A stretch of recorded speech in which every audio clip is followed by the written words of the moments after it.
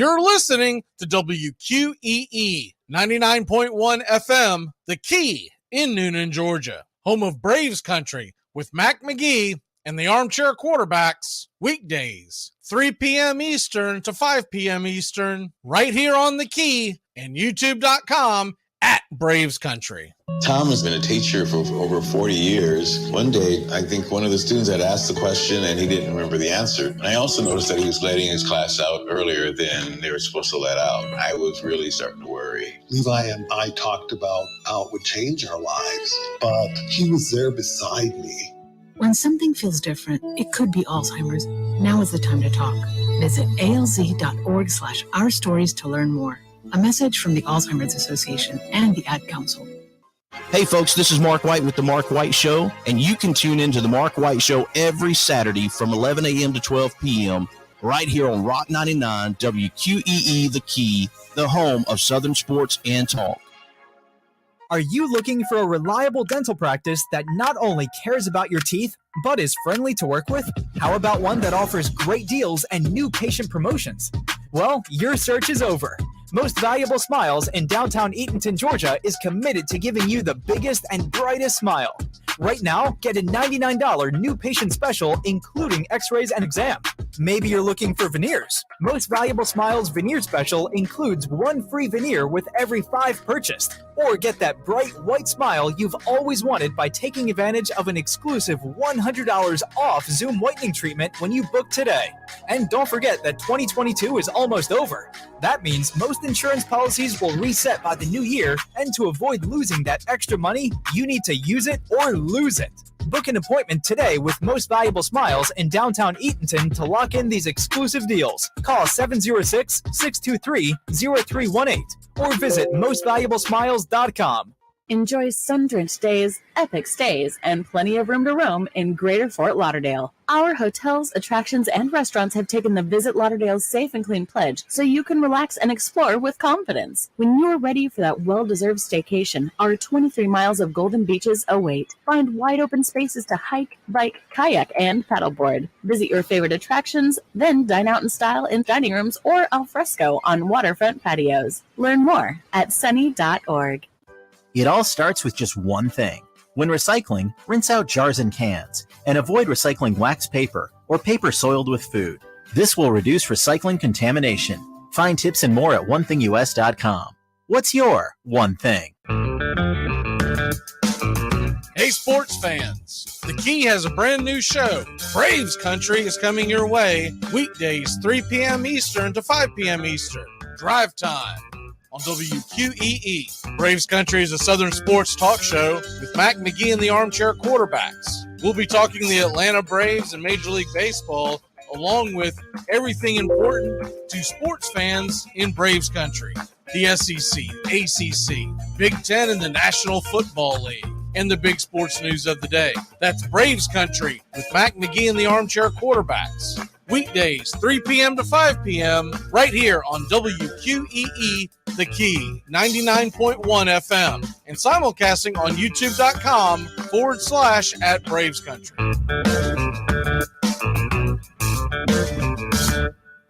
At Shell, we know from the time you get up to the time you wrap up, good night, there's a lot of meetups, eat-ups, and hurry-ups. So come to Shell and get 3 things done at once. Fill up with Shell V-Power Nitro Plus to help keep your engine running like new. Save up with the Fuel Rewards program and never pay full price for gas again. And snack up with in-store rewards to save even more at the pump. Make the most of the stop you need to make with Shell and engines that continuously use Shell V-Power Nitro Plus premium gasoline. See full terms and conditions at fuelrewards.com. That's the sound of NyQuil Severe hard at work. NyQuil Severe is the best sleep with a cold medicine. No tossing and turning, just rest and recovery. So you're ready to take on tomorrow. For powerful relief of your worst cold and flu symptoms, try NyQuil Severe. The nighttime sniffling, sneezing, coughing, aching, stuffy head, best sleep with a cold medicine. Use as directed. Keep out of reach of children.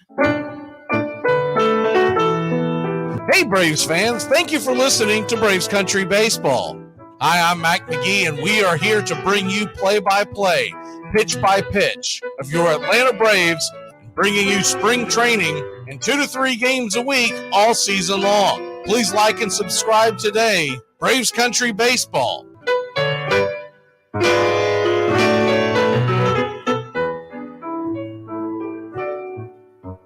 Winter is the perfect time to start planning for your healthy, pest-free spring lawn with True Green, America's #1 lawn care company. True Green's science-based approach and local expertise will help give your lawn the year-round care it needs to be thick and weed-free. Go to truegreen.com. Just call 866-946-5956 or go to truegreen.com today and get a lawn to be proud of. Hey, sports fans, it's Rod Peterson here, host of The Rod Peterson Show, inviting you to join us daily for 2 hours of Atlanta's funnest sports talk right here on WQEE. I say fun because it is. You've never heard a show like it because we make the listeners a part of the show every day between noon and 2 p.m. Eastern. You'll hear plenty of the best sports talk, including the latest on the Falcons, the Braves, and more. And who knows, you might even hear you. That's the Rod Peterson Show, daily at noon, right here on WQEE 99.1 FM. It's the best in sports and entertainment, and get locked in and locked down with Rhino Radio Penitentiary, 7 a.m. to 10 a.m. with your host, me, Ryan O'Neill, each and every morning, right here with the best in sports and entertainment, all the way from professional sports to college sports to River Dragons hockey and everything in between, including some of the very best local and national guests. It's the Rhino Radio Penitentiary, 7 a.m. to 10 a.m. Monday through Fridays, right here on 99.1 FM WQEE.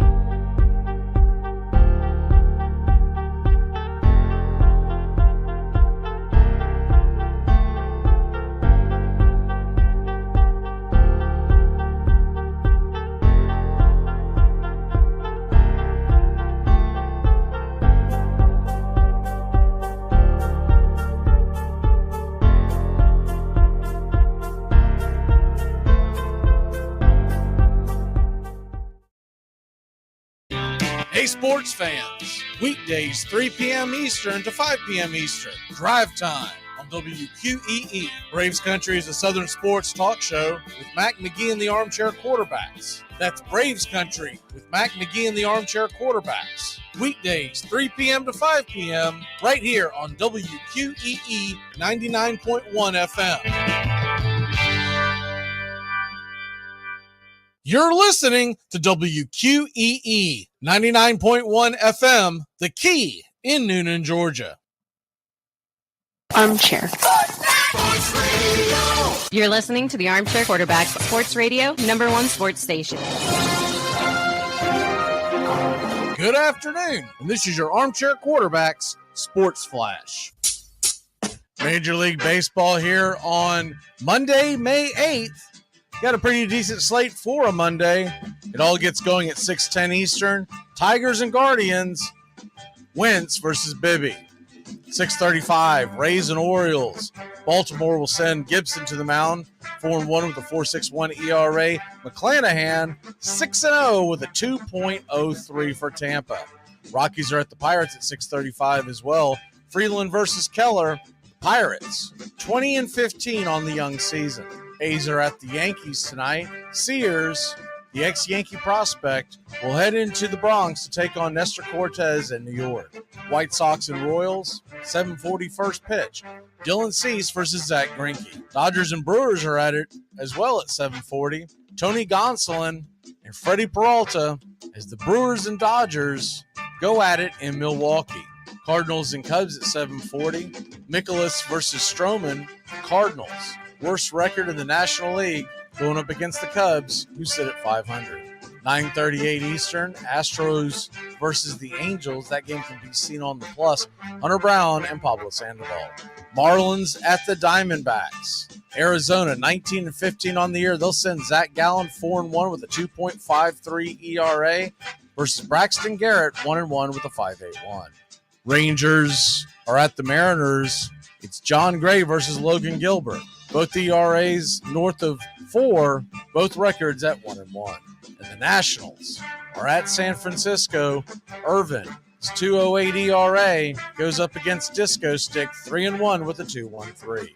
In the NBA tonight, playoffs keep rolling. First game up, a doubleheader on TNT. The Knicks are at the Heat. Miami leads it 2-1. Miami a 4.5-point favorite over under 208. At 10 o'clock, the Warriors are at the Lakers. Lakers lead that series 2-1. LA giving up 2.5 over under 228. The National Hockey League Stanley Cup playoffs after a triple header yesterday. Just one game tonight. Vegas Golden Knights are at the Edmonton Oilers.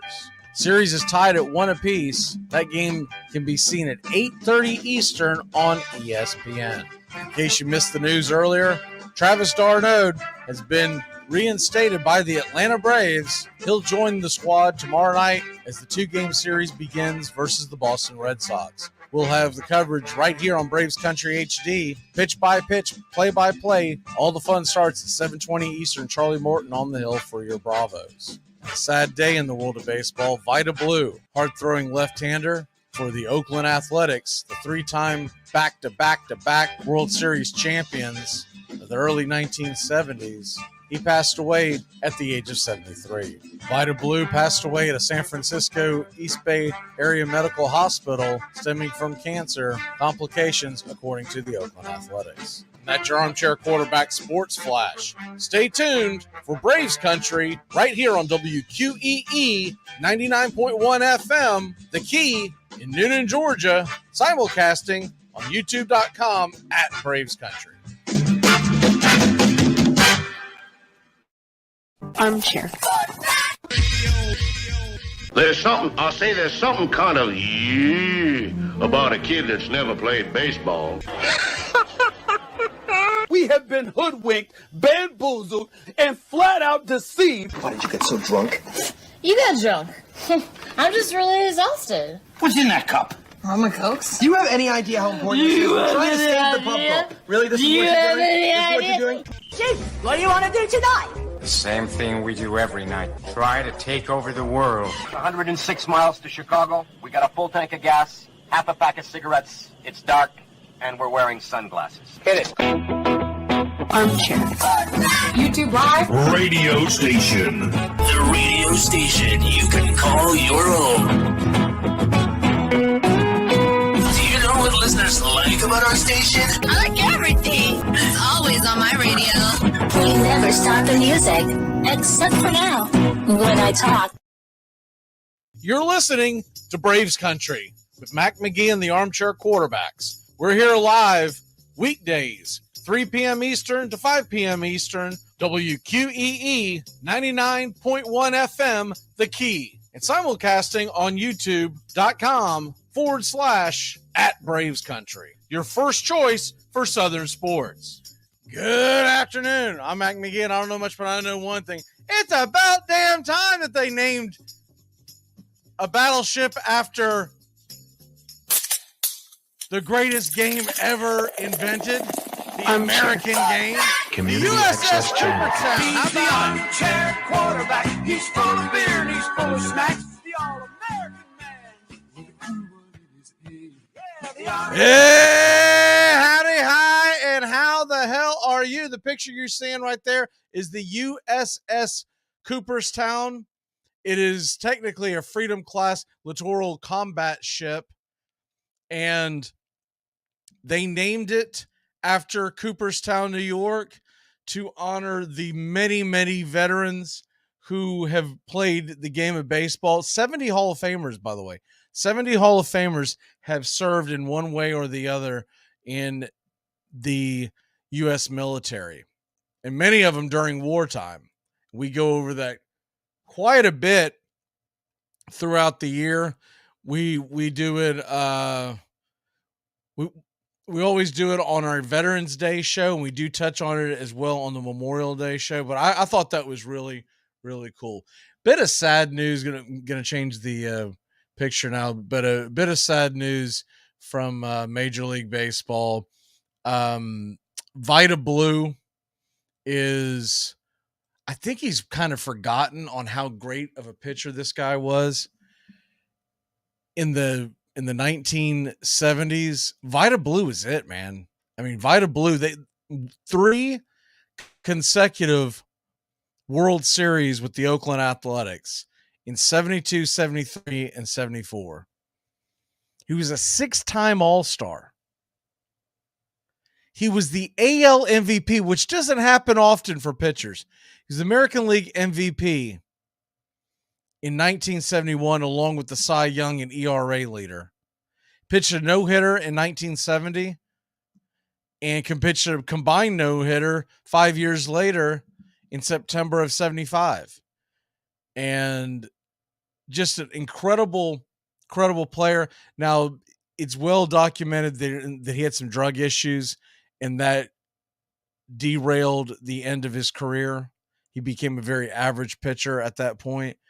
But there was a point in time for about, we'll say, 7 to 8, maybe even 9 years where Vida Blue was an excellent.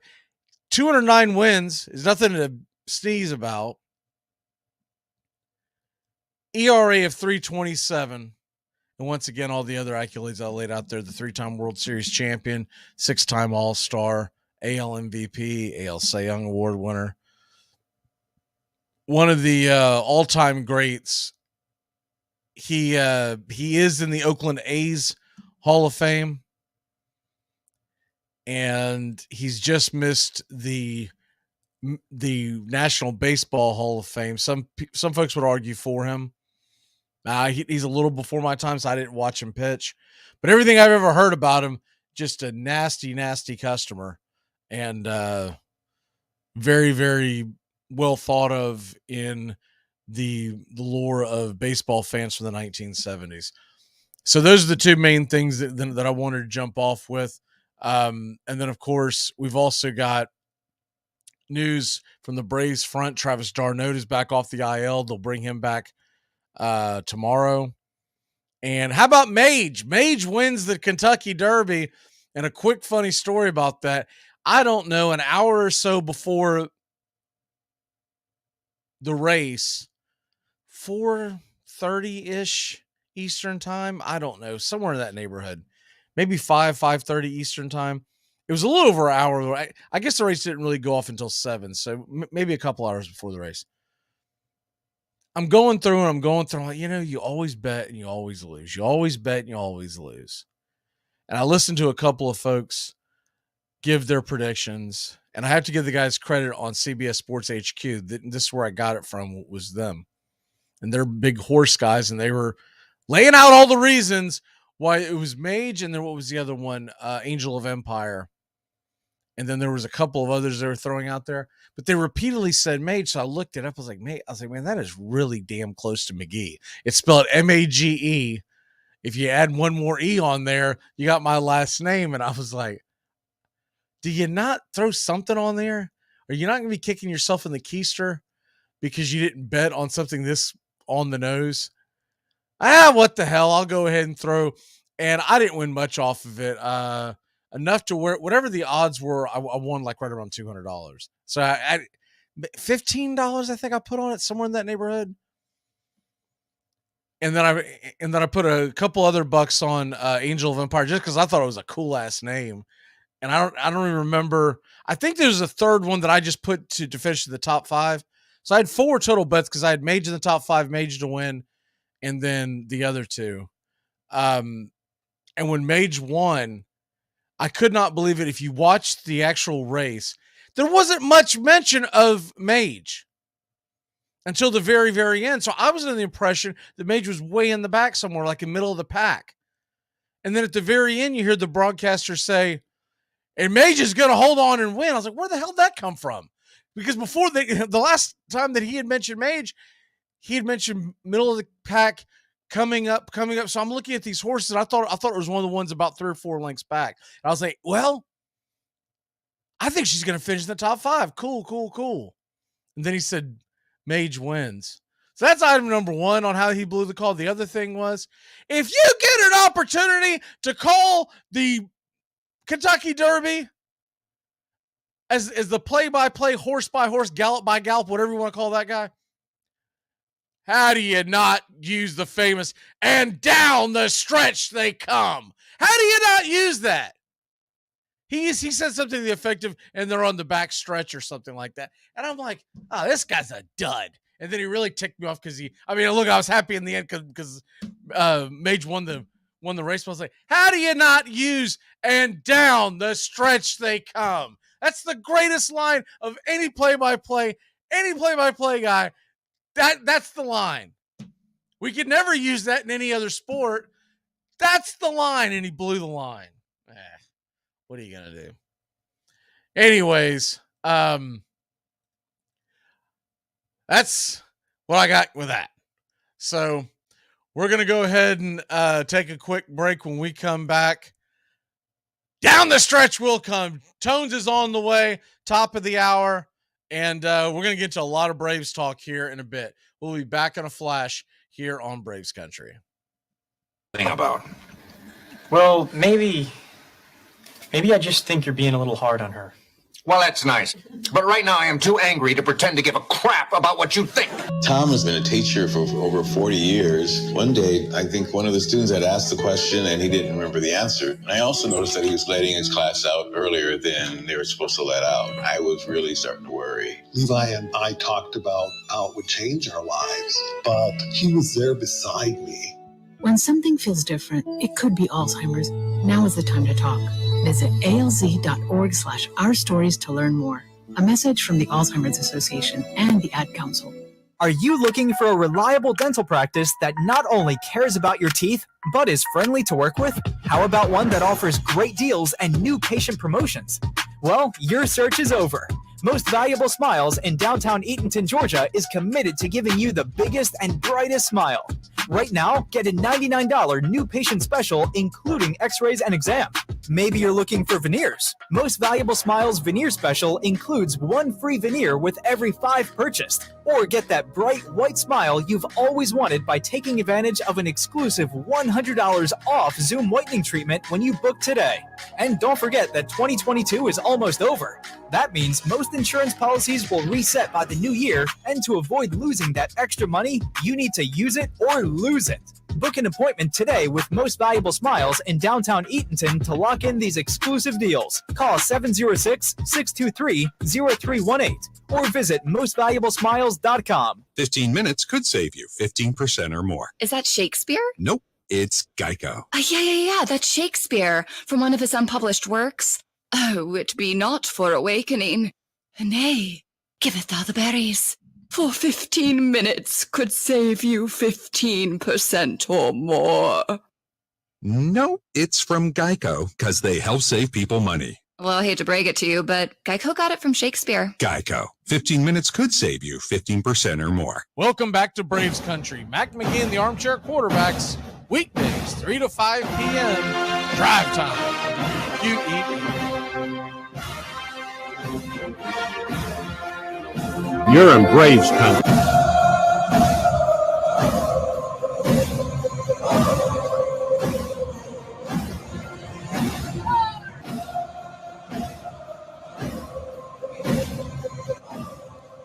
Welcome back, Braves Country today.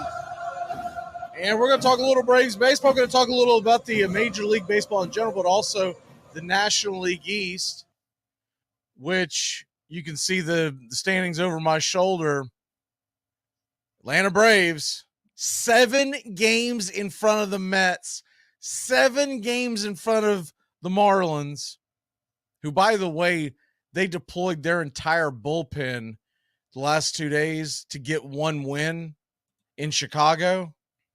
So they got the win, but they did that, and it was a response to the sweep that they took down in Miami to Atlanta, and then they lost the close game on Friday. Long story short, they lost another close game on Saturday. Then they had to go to extra innings on Sunday.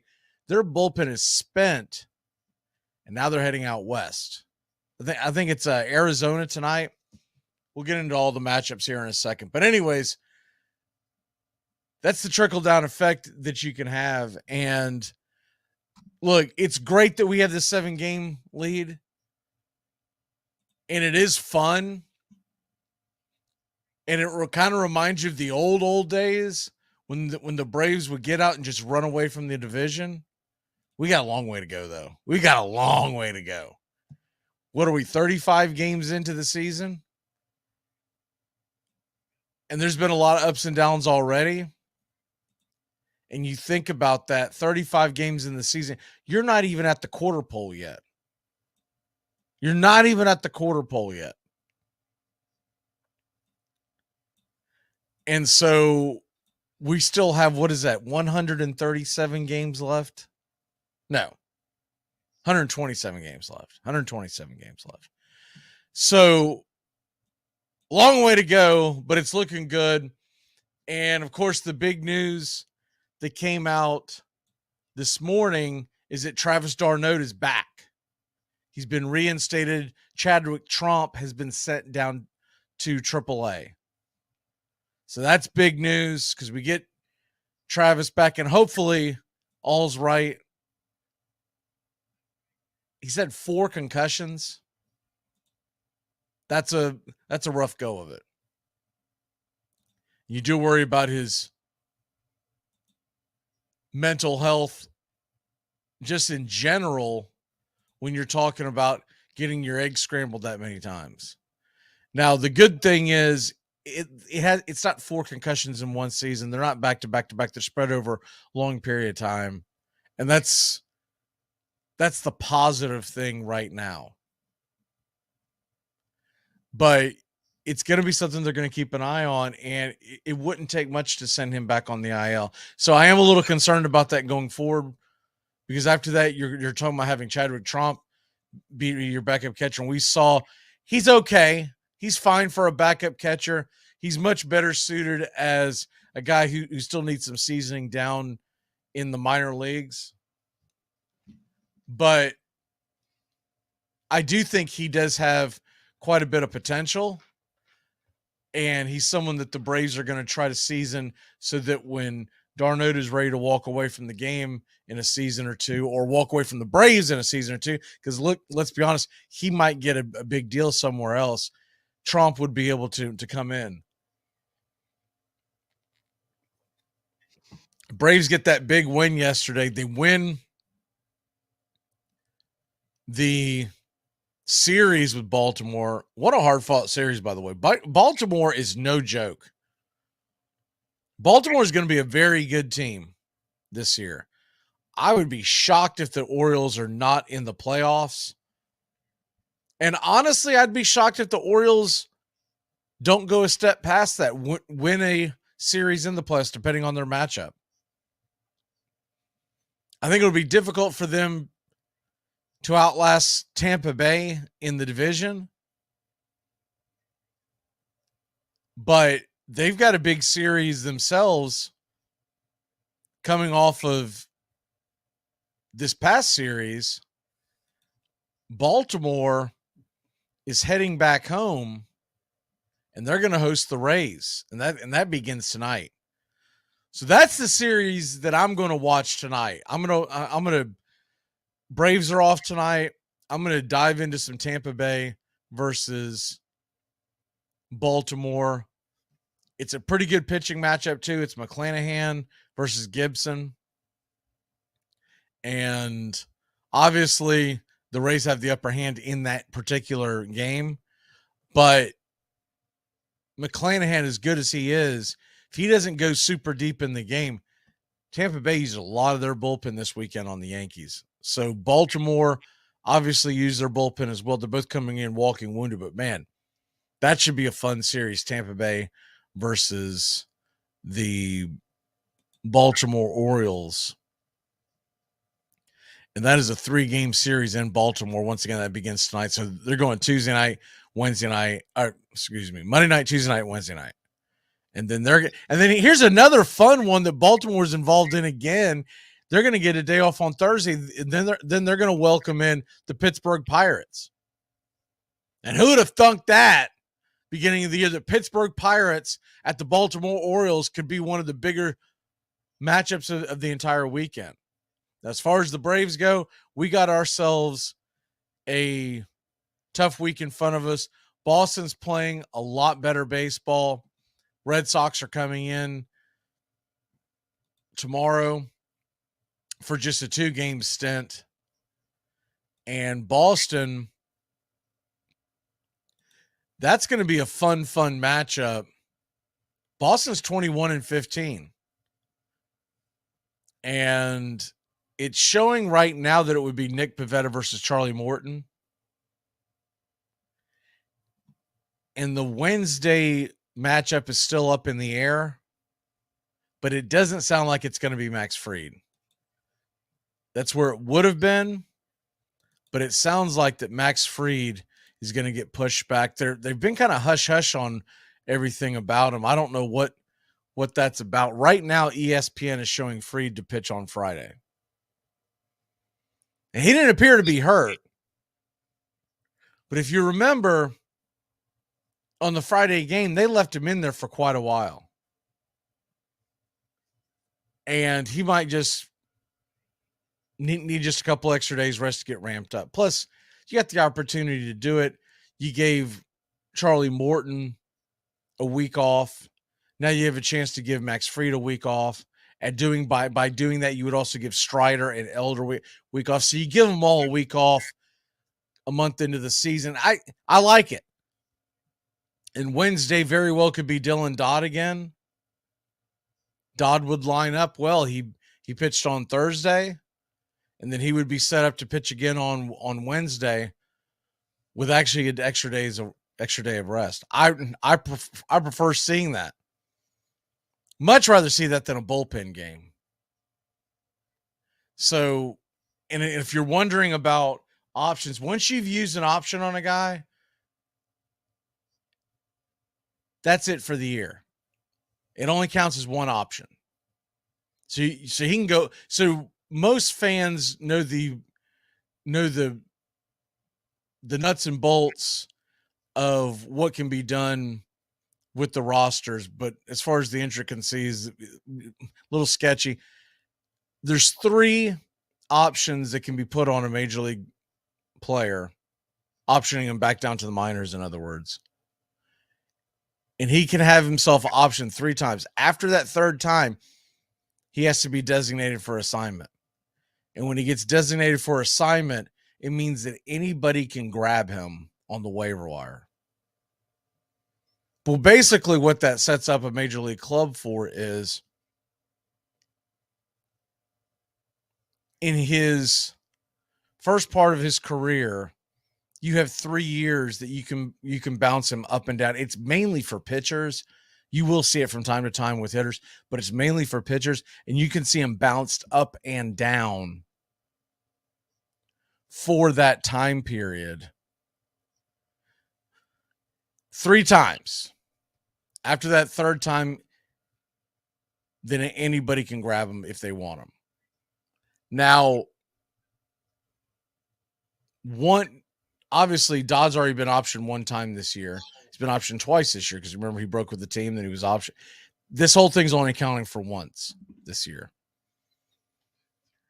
So that's the most obvious choice. I saw people talking about Soroka. I think Soroka pitched on Saturday anyway, so that would be short rest to begin with. But I looked at Soroka's game and his stat line, obviously. 4 innings, 3 earned runs. Right before that, if you remember, it was like less than 2 innings, 8 earned runs.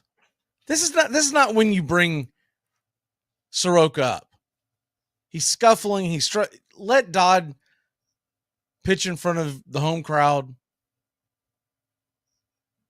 and against a good Boston team, but it's not a loaded lineup. So there's some mistakes that can be made in that lineup, and you can live to fight another day. Any way you look at it, you send him out there. If he starts to scuffle, you can always go grab him, and then you turn it into a bullpen game. And with Atlanta having today off, Charlie Morton going tomorrow, then Dylan Dodd, who may not go deep into a game, so it could end up being a bullpen game on Wednesday. We have another day off on Thursday. So, though a lot of fans get restless because, like, man, what do I do with my time? I'm so used to following the Braves.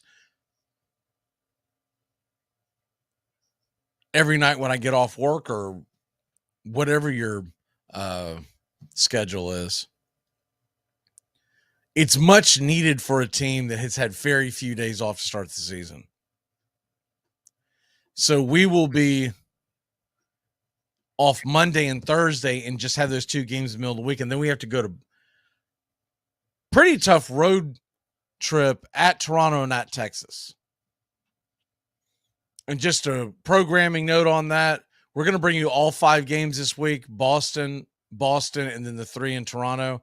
The Sunday game is a Mother's Day game, and I'm actually going to have my mom hang out with me on the Mother's Day game, and she's going to talk about her growing up as a baseball fan and, you know, what it meant to her and whatnot. She grew up in Brooklyn, New York in the 40s and 50s and was a Dodger fan before they moved to LA. And of course it broke her heart and everybody else's heart that was a Brooklyn Dodger fan in Brooklyn. There were a lot of Brooklyn Dodger fans that were affected, but the ones that actually lived in New York, it tore them apart. So she is slowly, it's taken her, I mentioned this on the broadcast the other day. It's taken her, what is this? When did they leave? 55? So we're talking about 70 years. She is finally starting to adopt a new team, and it's the Atlanta Braves. I tried to talk her into it for years. As a kid, I was a Braves fan. I've been a Braves fan since the early 80s. And I tried to talk her into it for years. And she just, you know, she enjoyed baseball. She never turned down going to a game. And if I put it on, if we were hanging out, she loved seeing it. But she didn't have an affiliation. And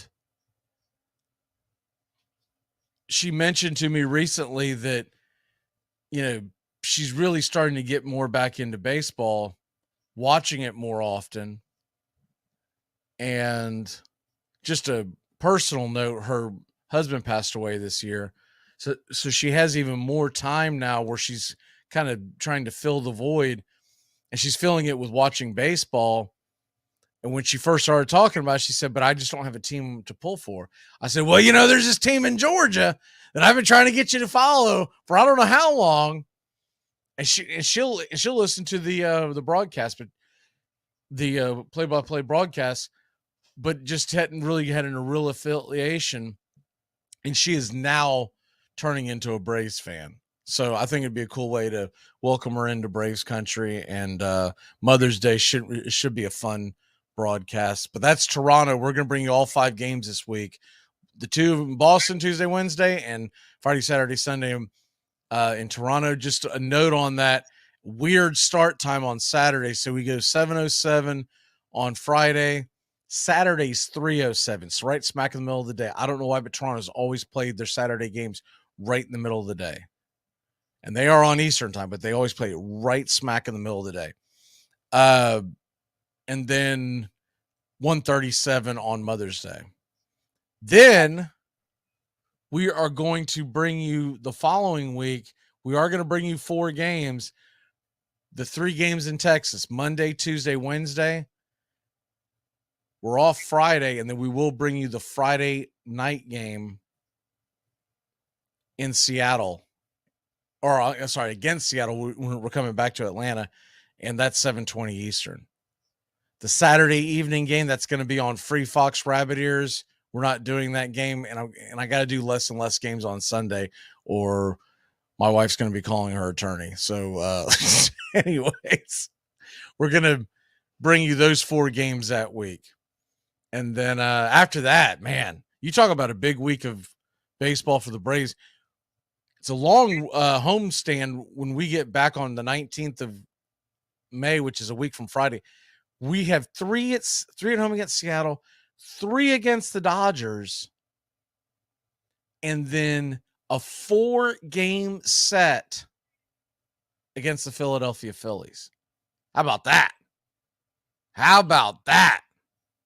That's a big, and I hate the fact they're not giving us a day off before we have to go to Oakland. We have a 3-game set out heading out to Oakland and Arizona, and they typically would give you the day off after a Sunday night game. They typically don't have you fly out west, but that's what the deal is.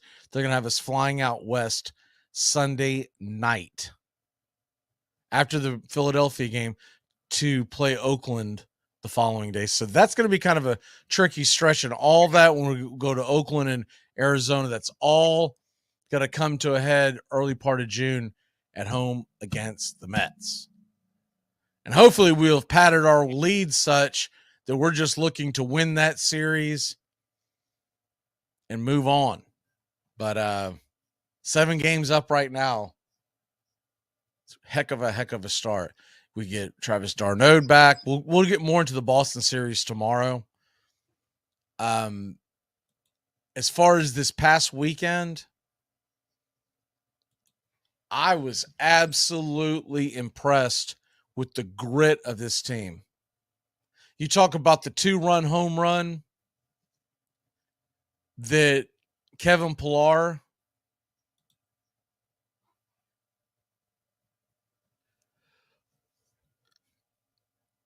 Saturday night. For folks that might have missed that game, Kevin Pillar came in as a pinch hitter for Eddie Rosario, who's actually been hitting lefties pretty well. I was a little surprised that they were going to Pillar. I wasn't shocked. It makes sense. Man, the first pitch, he absolutely walloped it over the left field wall. And that was a great dramatic come from behind win. And then how about Luis Castillo? Did he not look phenomenal? Holy cow. Luis Castillo looked good this weekend. Slammed the door shut on Saturday night. And the game yesterday, that was an incredible baseball game. Pitched well. Tyler Wells pitched well. Bryce Elder pitched well. Bryce Elder got himself into a couple of jams, and it really was via the walk. What did he walk? 4 guys yesterday? That's not been Bryce Elder. Like, Bryce Elder's done a great job of keeping free passes off the bags. But Tyler Wells, I was looking at a pregame show early Sunday morning, getting ready for our broadcast, and they were talking about the matchup, and they were talking about how Tyler Wells the past couple of outings hadn't pitched as well, and da-da-da-da-da. But you looked at his overall numbers, you're like, man, this guy's got good numbers. And the guy making the prediction just thought the Braves would roll. And I always take some of these with the grain of salt, because I'm like, have you really watched these guys, or are you just strictly going off the numbers? I'm pretty sure this guy is going strictly off the numbers. Tyler Wells has got some good stuff. He really does. And that Austin Voth has pitched well against Atlanta. Last time I remember Austin Voth, when he was in Washington, we were tattooing his ass. He pitched well. And this Cano kid, Ynier Cano, I say kid, he's 29. He's a late bloomer. He is the real deal. 6'4", 245 pounds, and he brings a low sinker to the game with a strong bite. He has yet to give up an earned run.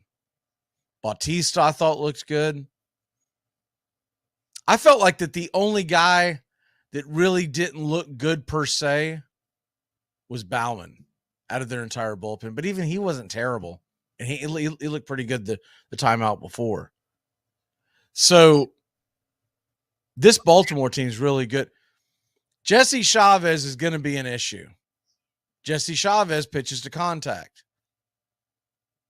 When you put Jesse Chavez in a game with a ghost runner on, you are asking for what happened. And he gave up the run.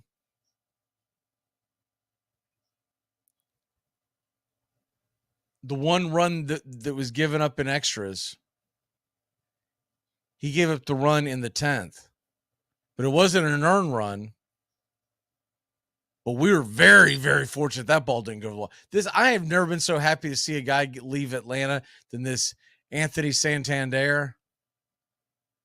My God. They say 6'2", 230. There is no way he's 6'2", 230.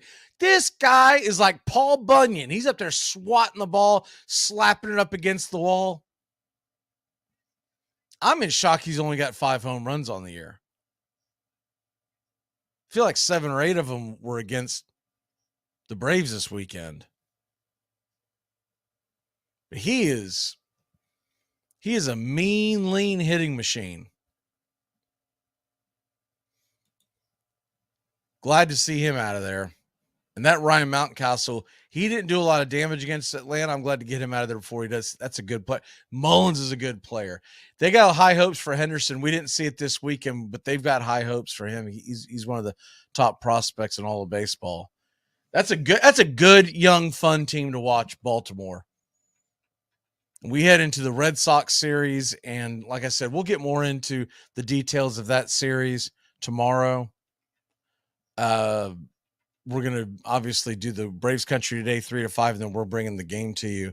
7:20 first pitch Wednesday, we're bringing the game to you as well. And Tones is going to stop by and do some color commentary.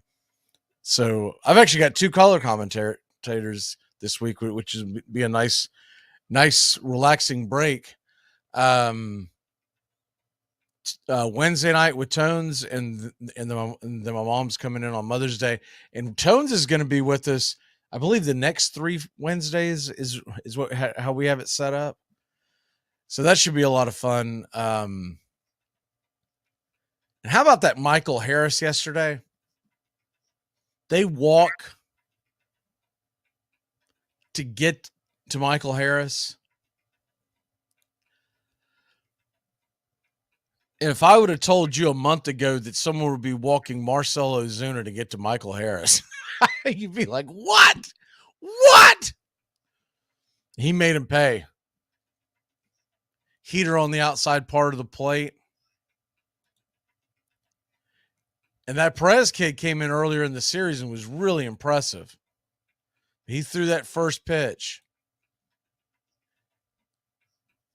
And Harris gave that thing a ride, and I knew it was going to be deep enough to where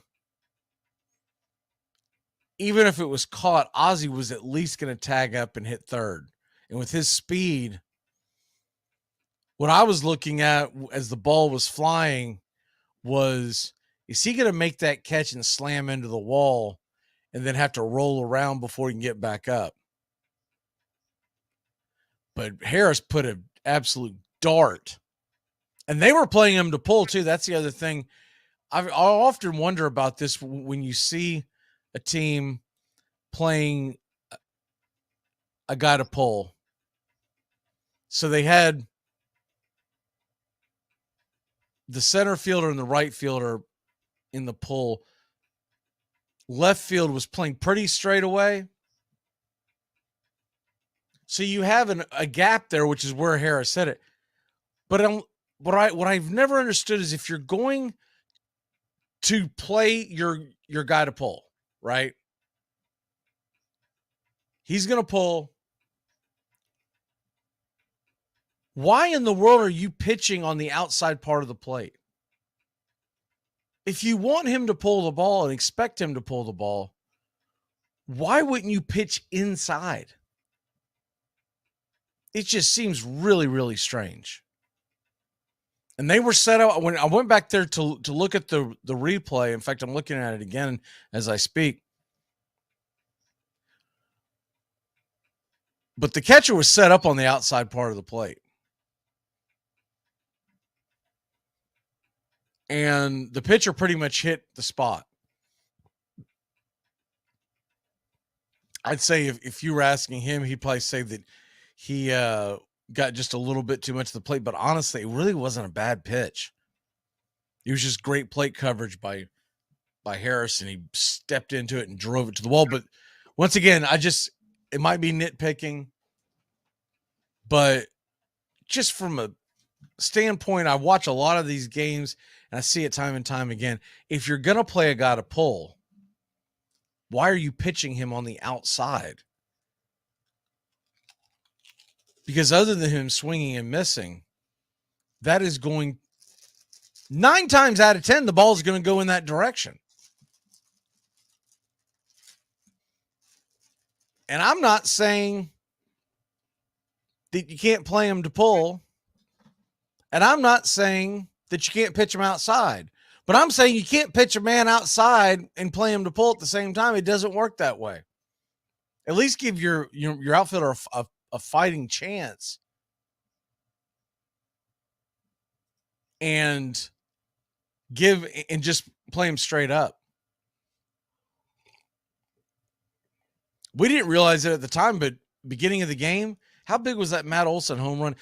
When you see these guys get these runs in the early part of the game, you never think of that as being a huge play until you get much deeper in the game, because your first thought process as a fan is, oh man, we're going to have us a freaking high scoring game today. First run's on the board. Okay, let's get it. And then that's the last run we scored until extras. He blasted that thing. It's funny. I'm looking at that replay too. And ironically, that ball is pretty much, it was a different pitch, and obviously it was from a right-hander. But that ball's pretty much in the same spot as the Harris home run, and it landed in the same spot. I said home run, the Harris walk-off. It landed in the same spot. It just went over the wall. It's by far our 2 biggest hits yesterday. Pitches on the outside part of the plate to left-handers, and they drove it to left center field. And that's winning baseball, because when you're losing, you're swinging at that, or you're popping it up, or you're dragging it across the ground, getting on top of it, and it's an easy put out to first base. But we may not have seen the last of the Baltimore Orioles in Truist Park. I could see Baltimore getting hot in the postseason be the team that we have to face. And I'll be interested to see what the Orioles do this year, because last year they sold at the deadline, if you remember that. They sold their closer. They got rid of Trey Mancini, did a couple other things, and they were right there at the wild card, and they punted. This year, it's one of the reasons why I picked them to make the playoffs, because this year I believe they're all in, and if they're hanging around, they are not going to get on the sell train. They're going to be buying. Now, they're the Orioles, and they're still building the right way. I'm not saying they're going to go out and get Shohei Ohtani at the deadline, but I'm saying that they're going to, whatever they feel like they need right now. I think what Baltimore needs more than anything else is some starting pitching. But they're going to be a fun team to watch. And, when it comes to the American League East, to me, it's fun when a team not named the Red Sox or Yankees is winning. And honestly, now the Rays are becoming such a stalwart. Baltimore would be a fresher breath of air in the playoffs. And a big baseball town, great baseball town. Tonight's games real quick before we hit the break. You've got the Guardians, and they are at home against the Tigers. Wentz versus, I've heard it pronounced 3 different ways. Bibby. I'm going with Bibby until I hear it pronounced differently. Bibby's on the mound, and he's had a pretty good beginning to his career. Cleveland should get the W there. They're at home against the Tigers, who actually has had a big week. They swept the Mets and took 2 of 3 in St. Louis. And we talked about the Baltimore-Tampa series. Rockies and Pirates tonight. Pirates are going to try to get back on the winning track. Dodgers-Brewers. That's a fun one. That starts 7:40 tonight in Milwaukee. Peralta versus Gonsolin. And Cardinals-Cubs. Used to, that would have been big time. That'd have been like the ESPN game of the night, all that kind of stuff. It's kind of under the radar. That game's in Chicago. Mikolas versus Stroman. And talked briefly about Marlins heading to Arizona to play the Diamondbacks. They're getting Zach Gallen. Good luck with that. Braxton Garrett to Zach Gallen. I can't get to the gambling window quick enough for that one. Hunter Brown and the Astros in Los Angeles to take on Angels at Sandoval. That's a good pitching matchup. And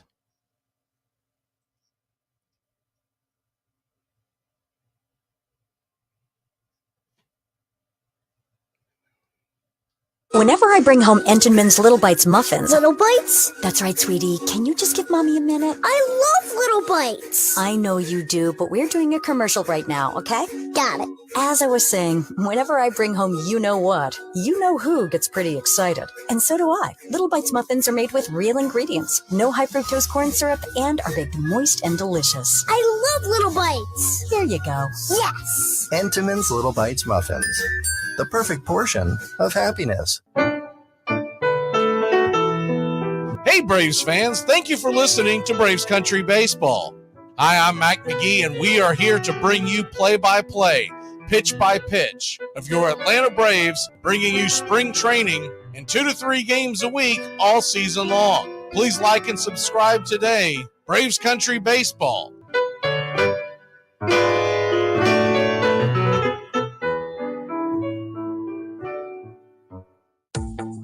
How to improve your dining room by the Home Depot. New wood floors, new paint on the walls. Sure, you know us for that. But how about a new dining room table, matching chairs, bar stools? How about free and flexible delivery with easy online returns? Now you can explore decor in a whole new way. Save now on furniture. Everything for your home. Everything from HomeDepot.com. How doers get more done. U.S. only, valid through September 7th. Limitations apply.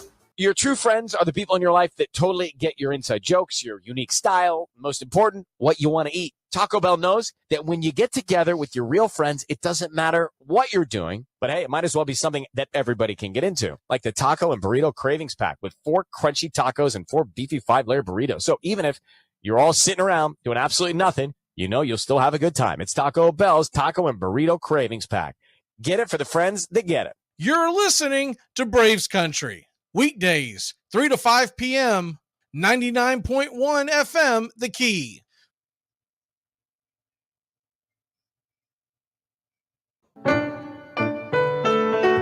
Hey, Braves Country. Braves Country HD is bringing you Braves Country Baseball. Braves Country comes to you every Tuesday night and Friday night and 2 bonus games every week. Hi, I'm Mac Magee, and we'll be bringing you play-by-play, pitch-by-pitch of your Atlanta Braves. It's free to listen. Please like and subscribe. YouTube.com/@Braves Country. Braves Country Baseball for the fans, by the fans.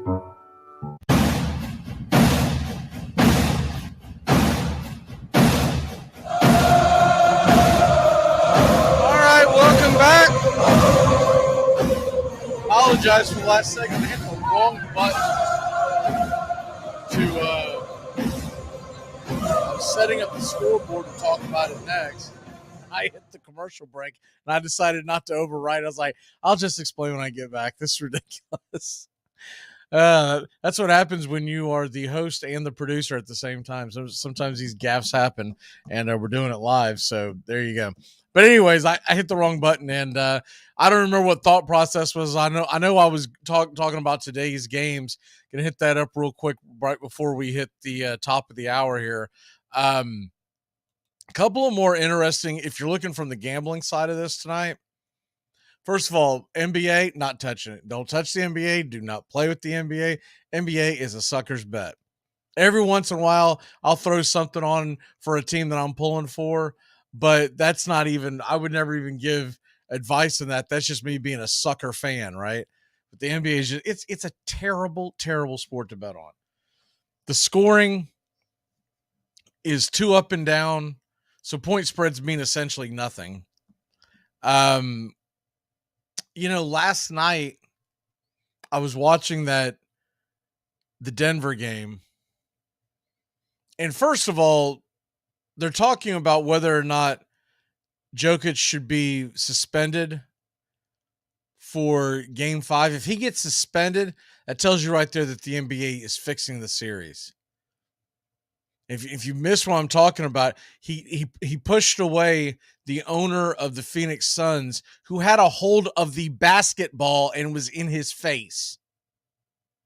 Now, the owner of the Suns has came out and said that he shouldn't be suspended. It would, I forget how he put it, but basically said it would feel something wouldn't feel right about it, something like that. That's kind of him straddling the fence of he's endorsing that he shouldn't do it, even though it may be done, right? But if you see the play, you see how it unfolded. Jokic should not be suspended for that. If you're going to suspend him from that, then quit allowing the fans to be sitting so damn close to the court. That's all I can say about that. But anyways, do not do NBA bets. They're suckers bets. We do college basketball. We had a lot of success with that. We do Major League Baseball. And when football comes around, we do a lot of football bets. Have a pretty good success rate, but I cannot endorse an NBA bet. I think they're stupid. The guys that will do the NBA bets on the show here, they have a losing record doing those bets. Same thing with the NHL. So take that with what you want. Sometimes they just want to do it because it's a sport they follow and it's a sport they want to do, but I try to get you to the window to make some money. All right, some of the plays that I like today. Here's the thing, if you're going to bet the Guardians today, they're getting a pretty good -1.5 plus 105 line on Detroit. It's because they're expecting Wentz to get clobbered again. I'm not so much on that as I am on putting it together in a parlay. And one of the ones that I like the most would be Cleveland at home and Pittsburgh at home on a parlay. You put that together, it's going to pay out about a one. I think it's actually a plus 120. That's a pretty good payout for a Pittsburgh team that I think is legitimate NL Central contender for what that's worth. They're coming back home. They're going to take on a Colorado team who's coming from New York. Freeland's on the mound. He's had an up and down year. Keller's actually been pretty darn consistent. So that's one of my favorite plays today. And I honestly like Baltimore getting the 1.5 at home. I get that McClanahan's really good, but Tampa just went through a really tough series with the New York Yankees, and they're having to travel. Now, the Baltimore Orioles are kind of in the same boat. They went through it with the Braves. But they're at home, and I don't know what it is about this. If you follow this rivalry at all, which I have for a bit over the last, I'll say 6-7 years, for whatever reason, even when they're bad, the Baltimore Orioles give the Tampa Bay Rays hell. And they're pretty darn good this year. They're at home. They had Gibson on the mound. I don't feel as confident taking them on the plus 160 for the win line, though some people who are a little more aggressive might do that. I'm not saying I wouldn't put it together as part of a parlay. One of my favorite things to do with Major League Baseball parlays of games that I feel like, man, I feel like this team's got a chance today. You grab a couple of them, and you parlay a couple of underdogs, you can get a really big payout off the jump. Another one that I like, another team that's at home, that's a heavy favorite. I'm more likely to put them on a parlay than I am to bet straight up. Because if you take a -185, you're talking about, let's say you're wanting to win $100 back, you have to risk $185. That's not that great of a payout. And the novice sports bettor will say, well, but it's $100 I didn't have. Those who have been through the trenches and understand the give and take and the wins and losses every day, you want a higher payout, because when you lose, if you consistently bet on the high dollar ones or the -185s, the -200s and whatnot, if you consistently do that, you're going to lose money across the board. But I like putting together a lesser amount and parlaying. If I really like a minus 185, a minus 200, that kind of thing. So I like Cortez and the Yankees at home, but I think I would parlay it with a later game in the night. Arizona at home against Miami minus 200. Zach Gallen is going to slam the door shut on the Miami Marlins, and the Marlins have just exposed their bullpen. That's going to be a rough go for Miami. All right, we have got to take a quick break. We're going to hit the other betting lines on the other side of this. Take a quick break, step away, station ID, and get you the sports flash, and we'll be back in a flash. Tones is on the way, and we're going to be we got a whole list of stuff that he wants to talk about. I have to rattle it off here when we get back. We'll be back in a flash here on Braves Country. You're listening to WQEE 99.1 FM, The Key in Noonan, Georgia. Armchair. You're listening to the Armchair Quarterback Sports Radio, #1 sports station. Good afternoon, and this is your Armchair Quarterbacks Sports Flash. Major League Baseball here on Monday, May 8th. Got a pretty decent slate for a Monday. It all gets going at 6:10 Eastern. Tigers and Guardians. Wentz versus Bibby. 6:35, Rays and Orioles.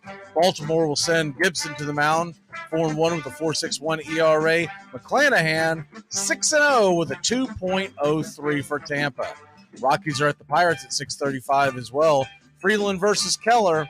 Pirates, 20-15 on the young season. A's are at the Yankees tonight. Sears, the ex-Yankee prospect, will head into the Bronx to take on Nestor Cortez in New York. White Sox and Royals, 7:40 first pitch. Dylan Cease versus Zach Greinke. Dodgers and Brewers are at it as well at 7:40. Tony Gonsolin and Freddie Peralta as the Brewers and Dodgers go at it in Milwaukee. Cardinals and Cubs at 7:40. Mikolas versus Stroman. Cardinals, worst record in the National League, going up against the Cubs, who sit at 500. 9:38 Eastern, Astros versus the Angels. That game can be seen on the Plus. Hunter Brown and Pablo Sandoval. Marlins at the Diamondbacks. Arizona, 19-15 on the year. They'll send Zach Gallen, 4-1 with a 2.53 ERA versus Braxton Garrett, 1-1 with a 5.81. Rangers are at the Mariners. It's John Gray versus Logan Gilbert. Both ERAs north of 4, both records at 1-1. And the Nationals are at San Francisco. Irvin, it's 2.08 ERA, goes up against Disco Stick, 3-1 with a 2.13. In the NBA tonight, playoffs keep rolling. First game up, a doubleheader on TNT. The Knicks are at the Heat. Miami leads it 2-1. Miami a 4.5-point favorite over under 208. At 10 o'clock, the Warriors are at the Lakers. Lakers lead that series 2-1. LA giving up 2.5 over under 228. The National Hockey League Stanley Cup playoffs after a triple header yesterday. Just one game tonight. Vegas Golden Knights are at the Edmonton Oilers. Series is tied at 1 apiece. That game can be seen at 8:30 Eastern on ESPN. In case you missed the news earlier, Travis d'Arnaud has been reinstated by the Atlanta Braves. He'll join the squad tomorrow night as the 2-game series begins versus the Boston Red Sox. We'll have the coverage right here on Braves Country HD, pitch by pitch, play by play. All the fun starts at 7:20 Eastern. Charlie Morton on the hill for your Bravos. A sad day in the world of baseball. Vida Blue, hard-throwing left-hander for the Oakland Athletics, the 3-time back-to-back World Series champions of the early 1970s. He passed away at the age of 73. Vida Blue passed away at a San Francisco East Bay Area Medical Hospital stemming from cancer complications, according to the Oakland Athletics. And that's your Armchair Quarterback Sports Flash. Stay tuned for Braves Country right here on WQEE 99.1 FM, The Key in Noonan, Georgia, simulcasting on YouTube.com at Braves Country.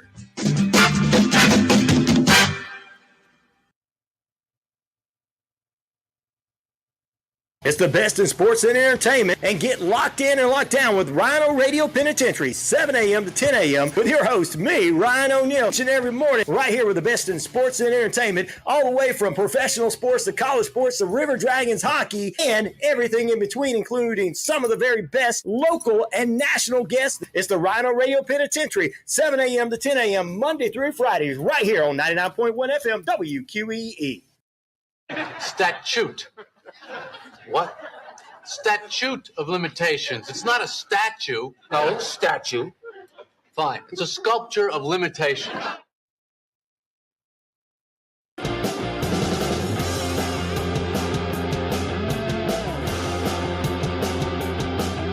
Welcome back.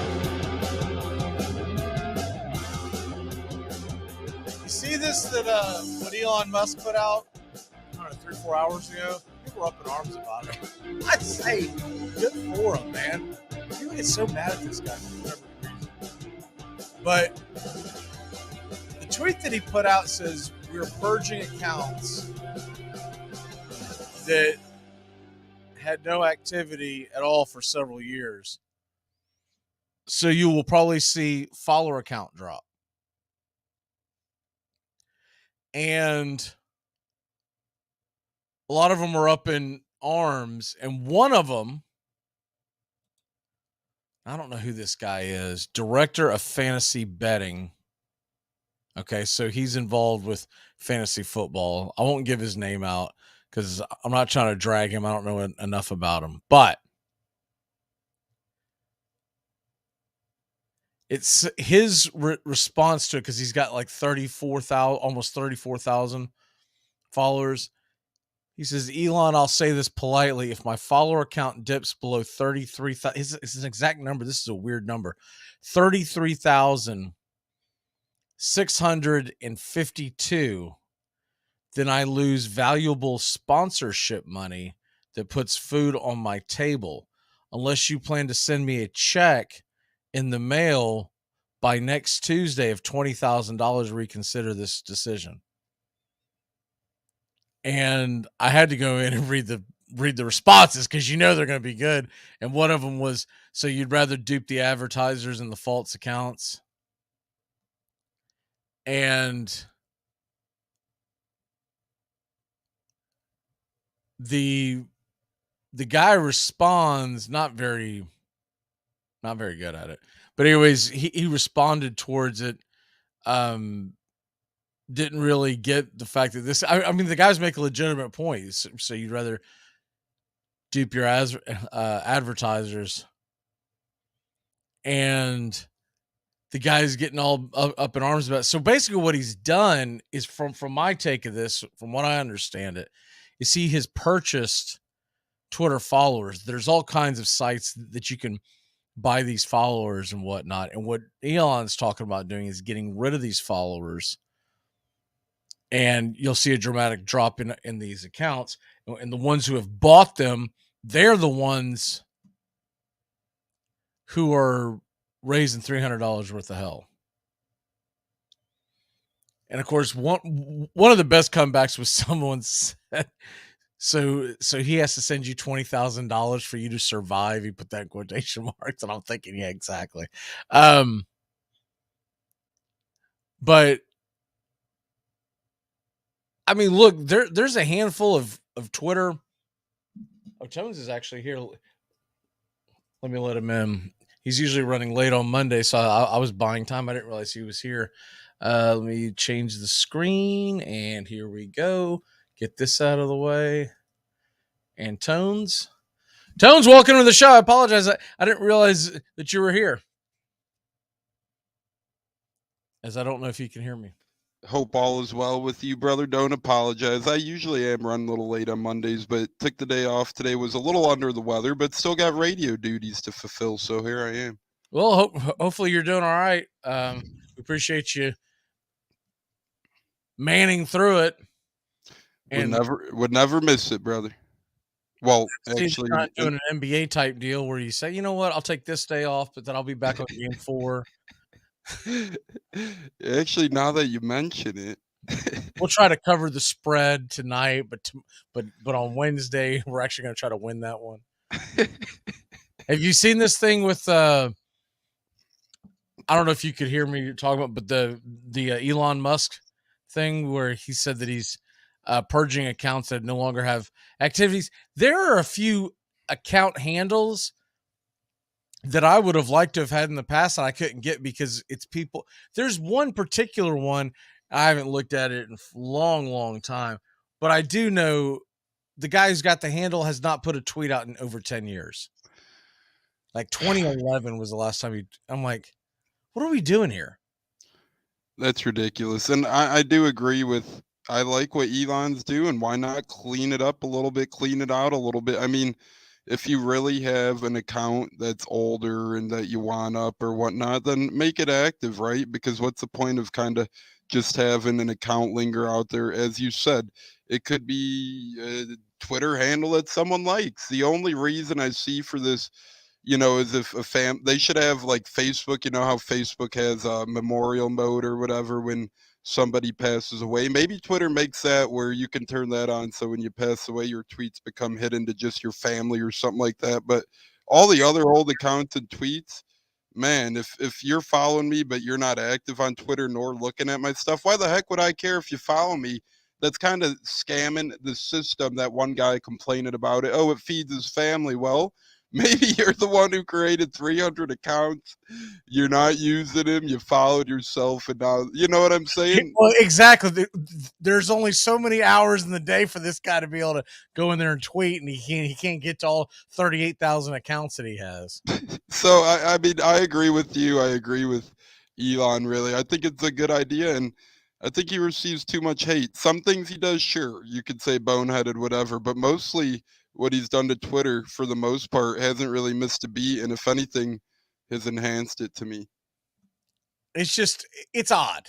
It's odd. And the other thing, did you see the guy that I was referring to, by the way? The fantasy football dude? Yeah. What a specific number, 33,652. It has to be below that per specific number. How many does he actually have? It has to be something along 33.6. And what did he say he needs? 33.2? 33,652. I could have swore when I looked at it a second ago, it was around 36,000, 35 something. So I think a bunch of people have seen this and dipped off of them. Yeah, because I was gonna say I keep looking at. I think he shot himself in the foot. Is what I'm getting at. Yeah, I think some people probably said, if you're gonna act like this, I may as well not follow you to begin with. How about that? Well, that was my first thing. Is that I see followers, and then what is this crap that he's got here? Subscribe to my tweets. Yeah, I'm subscribing to your tweets, clown. Yeah. You're buying Twitter subscriptions, and you look like you might be at the most 24 years old. You're going to explain something to me about fantasy football? Get the hell out of here, man. I've forgotten more about fantasy football from last night's little drinky in the pool than this guy's ever going to know. So I know I'm not subscribing to his tweets. Isn't it lovely too? All these, I mean, I think I'm a young aspiring fantasy mind, but I don't come out here and demand all this fantasy content. I just feel like the young generation. You probably also haven't bought 35,000 followers. Yeah, that is true. Botted my account cost him over the years. Yeah, probably a pretty penny. I mean, I'm telling you, he had 35.2 when I first saw it about an hour ago. He's down to 33.6, below that number that he says he has. I know he had more than what his criteria is, because I was like, man, you're not that far away. Now I don't know what it was when he first made the tweet. When he first made the tweet, it may have been hell. I don't know. He might have been close to 40,000 and started seeing it dip. He's on the jockey Twitter trend and followers. You know what else he did? He got on their radar. They probably went after his followers and said, fake. Yeah. Nothing like pointing. Like 9 followers by Monday morning. Turning himself in pretty much. They're going to have one guy in charge. One kid is in charge of that guy's Twitter account. And he's going to be asking every one of his followers to go through that. I forget what they call it, but oh shoot, what is it called? Like verify that you're not a robot test, right? Mm-hmm. You know, The count the heads verification. on the dice. You know, is this the chicken? Pick the traffic light, that kind of thing. Uh-huh. And they're That's probably good. yeah, this ain't worth it, man. I'm out. Hey, man, I'm glad I wasn't following that guy. But if I was, I'd probably unfollow him because, let's be honest, everyone on the timeline under the age of 25 thinks they're a fantasy genius nowadays who partakes. So just another one of those dudes. He has shot himself in the foot is what it comes down to. And if if he's that young, what is he complaining about feeding putting money on the table for his family? You know what I'm saying? It's I like, don't know, man. He, that's a go-to. That's he from his profile picture. He looks like he's some hippie out in the middle of nowhere. So he probably doesn't even have a family.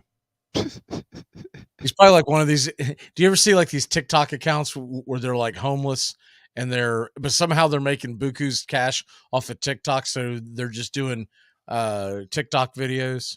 yeah. Oh, he does wind up like one of those guys. But hey, whatever.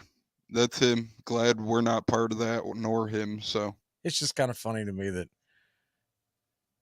when the guy first did it, when I first saw it, the only reason why we went down the rabbit hole, I assumed he was a political guy because it's usually all these political guys on Twitter, right? Mm-hmm. I was like, oh, this is a fantasy football guy.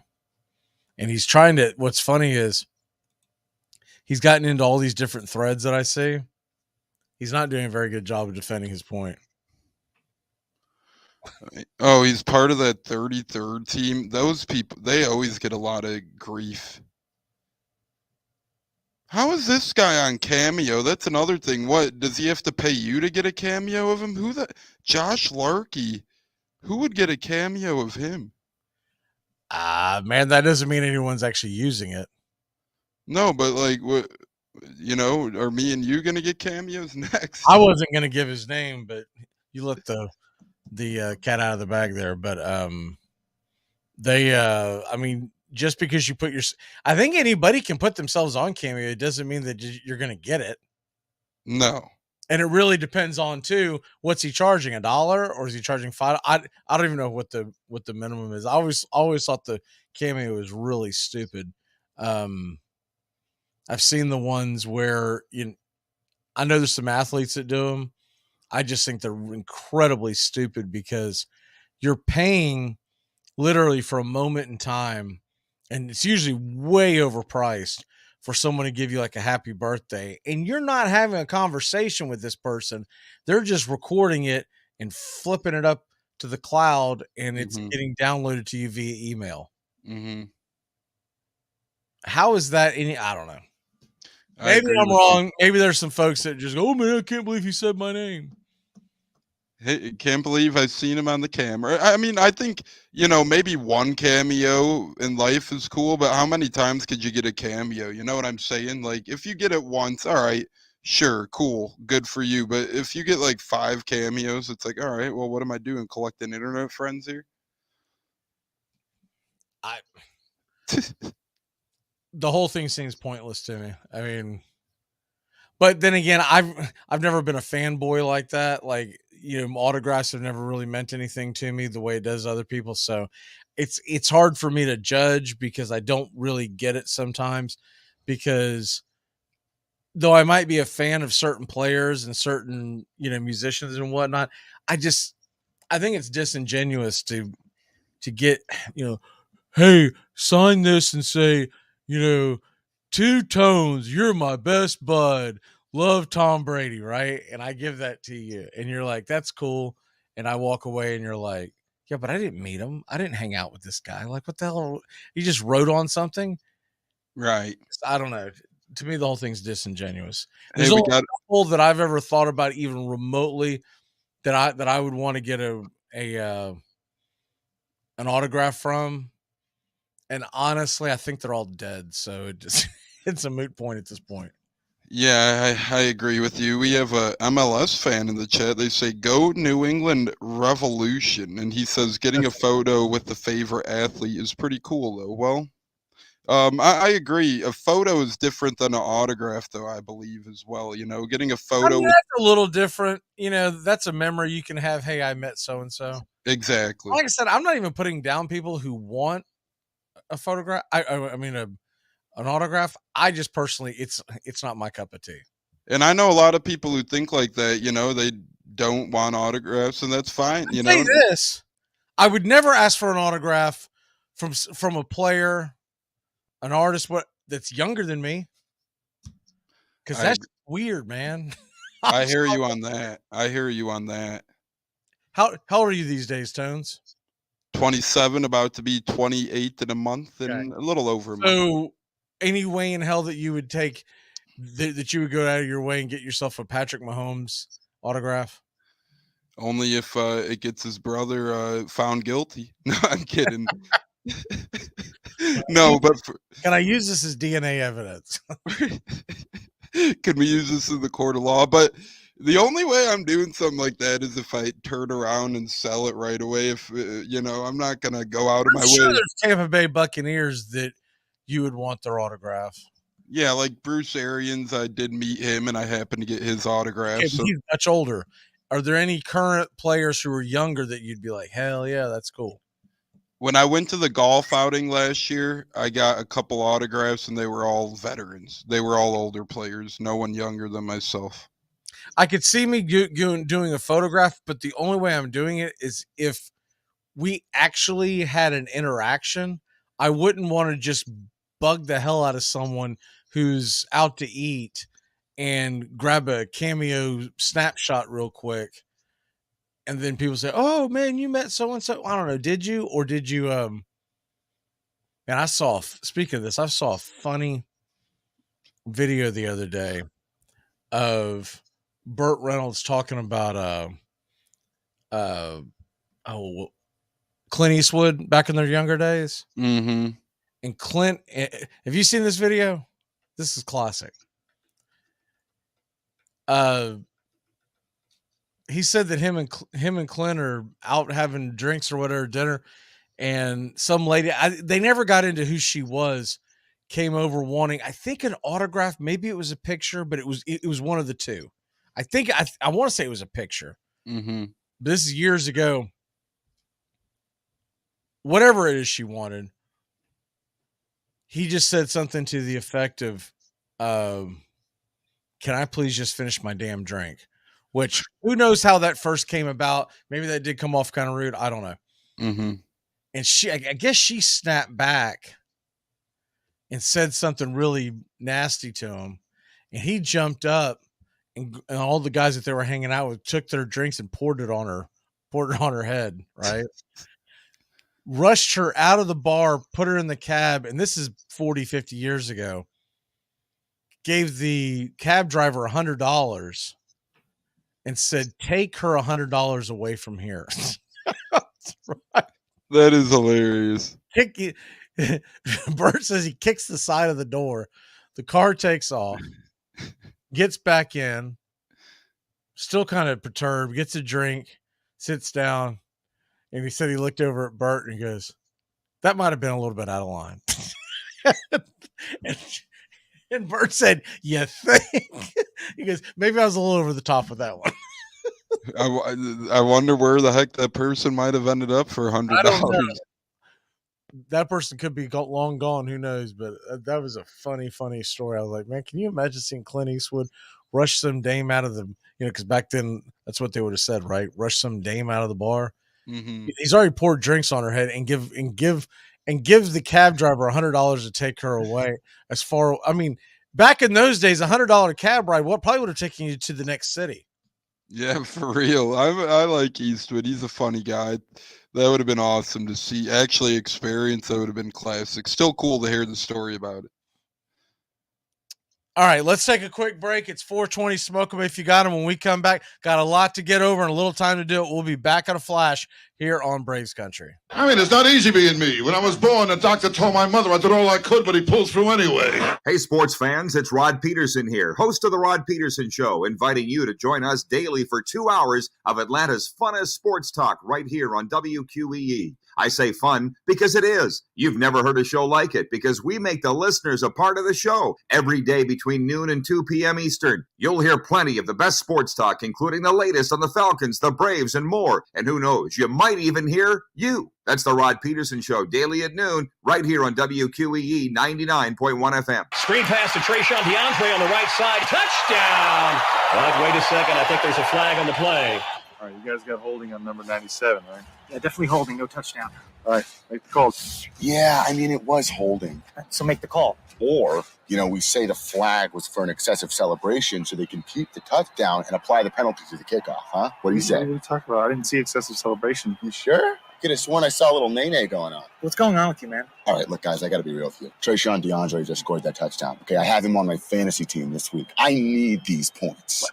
Are you kidding me? No, I'm not kidding you, Bill. I'm playing against my father-in-law this week, and if he doesn't score this touchdown, I lose. Well, I'm not going to let you make a bad call because you're in some fantasy football league. Make the call. Craig, no. If you make one bad call... This works out perfectly, Bill. I started the quarterback who threw the touchdown pass. We're going to have to ignore the holding call. I have the kicker, and I was kind of hoping that he wouldn't convert on third down, so he'd have to kick the field goal. Armchair.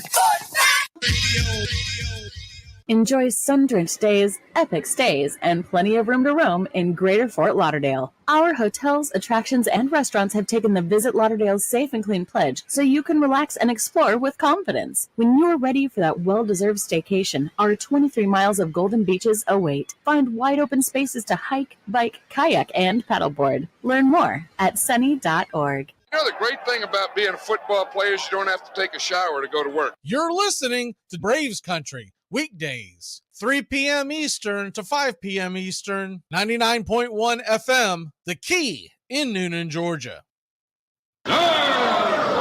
Hey, what's happening, Norm? It's a dog-eat-dog world, Sammy, and I'm wearing milk-bone underwear. What's shaking, Mr. Peterson? What is it? Hey. What are you up to, Norm? My ideal weight if I were 11 feet tall. What's shaking, Norm? All 4 cheeks and a couple of chins, Coach. Hey, Norm, how's the world been treating you? Like a baby treats a diaper. He's the armchair quarterback. He's full of beer and he's full of snacks. The all-American man. Yeah, the armchair Welcome back. He's kind of fun and he's kind of bad. The all-American And got a few things to get into. You mentioned this thing about Contreras, and I must have missed this over the weekend. But the Cardinals are removing Wilson Contreras from catching duties. What is that all about? So it seems as if the Cardinals are taking the route, and they haven't really done this before. They've been notoriously one of the more quote-unquote classy organizations, but they're blaming their pitching struggles, or at least early pitching struggles, seemingly on their big offseason free agent acquisition, Wilson Contreras, who they gave 5 years, more than $80 million to, a lot of money allocated to the catcher position. And now they said at first he's going to play outfield. Now it looks like he's just going to be designated hitter. The Cardinals starting pitching and bullpen have been horrendous this year, and they're taking it out on Willie here early on. So they really have no other answer at catcher. This really dampens their lineup because it disallows other positions, other players to get a day off at designated hitter. And you're really given a pretty good catcher. Their biggest complaint with him is that he's just, I mean, nowadays most of the damn pitches are coming from the dugout. Mm-hmm. Is it that he's not calling the game, or he's not framing, or he's not? What is the major complaint? They're just saying it's everything he's done catching as a whole, really framing, calling, throwing guys out, his defensive nature. They're just literally seemingly putting it all on him because Andrew Knizer is now their starting catcher, and he really has not too extensive of a catching background, and they don't want to come out and say it, but they have pretty much said that they blame Wilson on their pitching ERA, their pitching whip. So pretty much means that they blame him on leaving pitches very hittable, and that could be calling pitches as well. You know how they always say you don't want to be the guy that replaces the legend? Mm-hmm. Trying to replace Yadier Molina has got to be up there with, Elvis Presley being your opener, right? Mm-hmm. How am I supposed to follow that? Mm-hmm. Very true. Yadier, one of the best catchers of our generation. It's not just that, man. He was there for 20 years, and to top it off, they treated him like a coach. Mm-hmm. And so I think it's a little unfair to put this all on Contreras. I also agree. think this might have something to do with Marmol being just a terrible manager. And I've already seen a couple things that he's done so far that is just absolutely ridiculous. And it looks like there's a lot of finger pointing going on, which is what happens when you have the worst record. Yeah, he finger pointed at Tyler O'Neill as well. He said that, he called him out. Then they sent down Jordan Walker, who looked pretty dang good in the first couple weeks as a rookie. Then they just sent him down abruptly. So, might not be long before we do. Jordan Walker was hitting well below 200. I mean, he was a disaster. He came out with a hitting streak, and everyone fell in love with that. But he was getting one single each time, essentially. And then that fell off, and he was I think when they sent him down, he was hitting like 150-ish, somewhere in there, because I noticed him get sent down, and I went to look up his stats. I was like, man, that is not what was advertised. I was looking at him in fantasy. I thought he was doing pretty good still, but regardless, big time prospect getting sent down. I just think it might not be long before we see Oliver Marmol getting replaced maybe by a Yadier Molina, so to speak.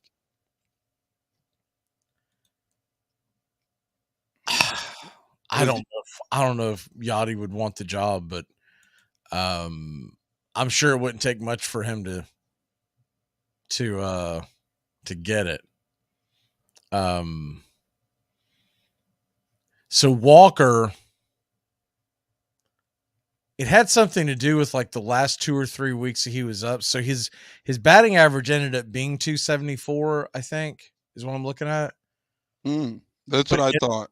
But he had a negative WAR, and a lot of it had to do with his defense. And the last 2 or 3 weeks, I think he had like one hit. So he started off red hot. So his overall numbers don't look that bad. But it had, because the article that I read when it came out was basically saying that he needs to go down and reset. So I don't think by any stretch of the imagination, they're giving up on him. But it was one of these things where they're like, this kid's just in over his head up here. Could be very true as well. And they were pretty deep at outfield too. So if his defensive glove, well, exactly. If you got a young kid, if he's not good enough to get the everyday starts, you got to send him back down so he continues to get at bats. Right. It's just, it's essentially the same thing with Grissom. Grissom, the only way he's going to develop is down in the minors. That's why I think the Cubs kept Mervis down for a little bit. Everyone to begin the year was like, we got to start the year with Mervis up. We need Mervis now. But the point is to get him. Who's this other kid that y'all got coming up today or tomorrow? Morel. And that'll be fun. He's been killing it in the minors. He came up briefly last year, and he was kind of a backup utility man last year. He played outfield, infield, and he did really good to start. And then, he kind of fell off, but kind of got hurt. And now started the year in the minors, like you said, the Cubs wanted to get him regular at bats. He wasn't going to get that in Chicago. So they started him in the minors this year. He was killing it. And now he gets a promotion today, it seems. So hopefully tomorrow he's in the lineup of sorts, because he is a spark plug, Christopher Morel, who's done tremendous this year in the minors. I mean, we've seen a mini youth movement in the past week or so now. Miguel Amaya got called up for hurt Yan Gomes. And we've seen Matt Mervis, the first baseman, get called up as well. So the Cubs are trying to utilize their youth early and often this year. Yeah, they were. They said something about the tweet I saw was something like right around 1,200 OPS. just below 1,200 OPS in the which look, I get it's the minor leagues, but still to me that's pretty damn impressive. He had double-digit homers this year in the minors already as well. So what position is he expected to fill? He'll be playing primarily corner, outfield, and third base, I would say. Okay. So that gives, guys like Wisdom, Madrigal, Suzuki a little more days off, maybe Happ a little more time at designated hitter. He could really play anywhere besides first base and catcher. But we're not going to play him much at short or second with Horner and Dansby. I think the other thing I'm looking at the game log of Walker. I think the other reason why he might have been sent down. Mm-hmm. So they sent him down on the 24th of April. He had not had a home run since April 8th. Sheesh. He hadn't had an extra base hit in almost 10 days. So I really think that's one of those things where they're just looking for the overall improvement in his game and then bring him back up. I'm sure he'll be back up this summer. I wonder if Anthony Volpe, I mean, he hasn't really done much with the Yankees. I think he's been okay, but but everyone sold him like he's the second coming of Jeter. Correct. And I mean, he's been contribution on the base pass, but other than that, he's been struggling. I wonder if they'll consider sending him down. I mean, a couple rookies are struggling, and that's what you expect out of some rookies, some struggles. Not all the rookies get it at the pro levels right away. It takes trials and tribulations for some in the majors. And those Miller kids, man, those Miller pitchers, I know no relation, but Mason Miller on the Athletics and Bryce Miller on the Mariners, two good examples of rookies coming up, making contributions. I'd say Mason Miller's by far the best starter the A's already have, and I'd say Bryce Miller. Well, that's not saying much. No, not saying much at all. But I mean, the kid's been impressed. I think the rest of their starters have over a 6.5 ERA. Their starting's been terrible. The Oakland Athletics. That's a sad story over there. But if you look at Mason Miller, he's actually been impressive. His own 3.38 ERA, 0.98 WHIP, 22 strikeouts. Sadly, 0-2 as he is in Oakland. And then you look at the kid Bryce Miller in Seattle. He's 2-0 or 1-0. I'm sorry, 15 strikeouts, 0.75 ERA, 0.42 WHIP. You're seeing a lot of rookies get called up earlier this year. It's good to see. Another young arm that's going tonight for Cleveland, Tanner Bibby. Mm-hmm. So 2.45 ERA. He's got a 1.59 at home, and he's playing the Tigers at home tonight. Could be a nice little fantasy pickup if you need a waiver wire starter out there. You had a question about the Max Fried injury? Just because I have him in fantasy, I feel like it's not much of an injury, but that's where this is coming from. So this is just take this with a grain of salt. This is what I think it is. Okay. Uh-huh. I did the game that he pitched Friday night. Mm-hmm. And I thought it was a little odd. First of all, he pitched well. Everyone looks at his final line. They left him in too long. He shouldn't have gone back out there for the seventh inning. He'd already, I think he was in the low 90s at that point. Mm-hmm. Sent him back out there, and that's when the floodgates open. Mm-hmm. So he pitched, I think it was a touch below 110 pitches. Mm. The very next night, Strider is on the mound. Mm-hmm. 95 pitches, 5 innings. They pull him. Jeez. He'd only given up 2 runs. Had like 9 strikeouts. Inconsistent. And that very next inning, we gave up the lead, and I was beside myself. I'm like, so we leave Max out to dry on Friday night, going to the 7th inning, but we're treating Strider with kid gloves. What's going on here? What I think happened was this. You'll notice that Charlie Morton pitches tomorrow night for the Atlanta Braves. Mm-hmm. His last time he pitched was last Monday in the doubleheader versus the Mets. Mm-hmm. He would have been in line to pitch Sunday. They skipped him. They gave Bryce Elder the start. So then at that point, he didn't just get 1. He didn't get 2. He got 3 extra days of rest. Mm.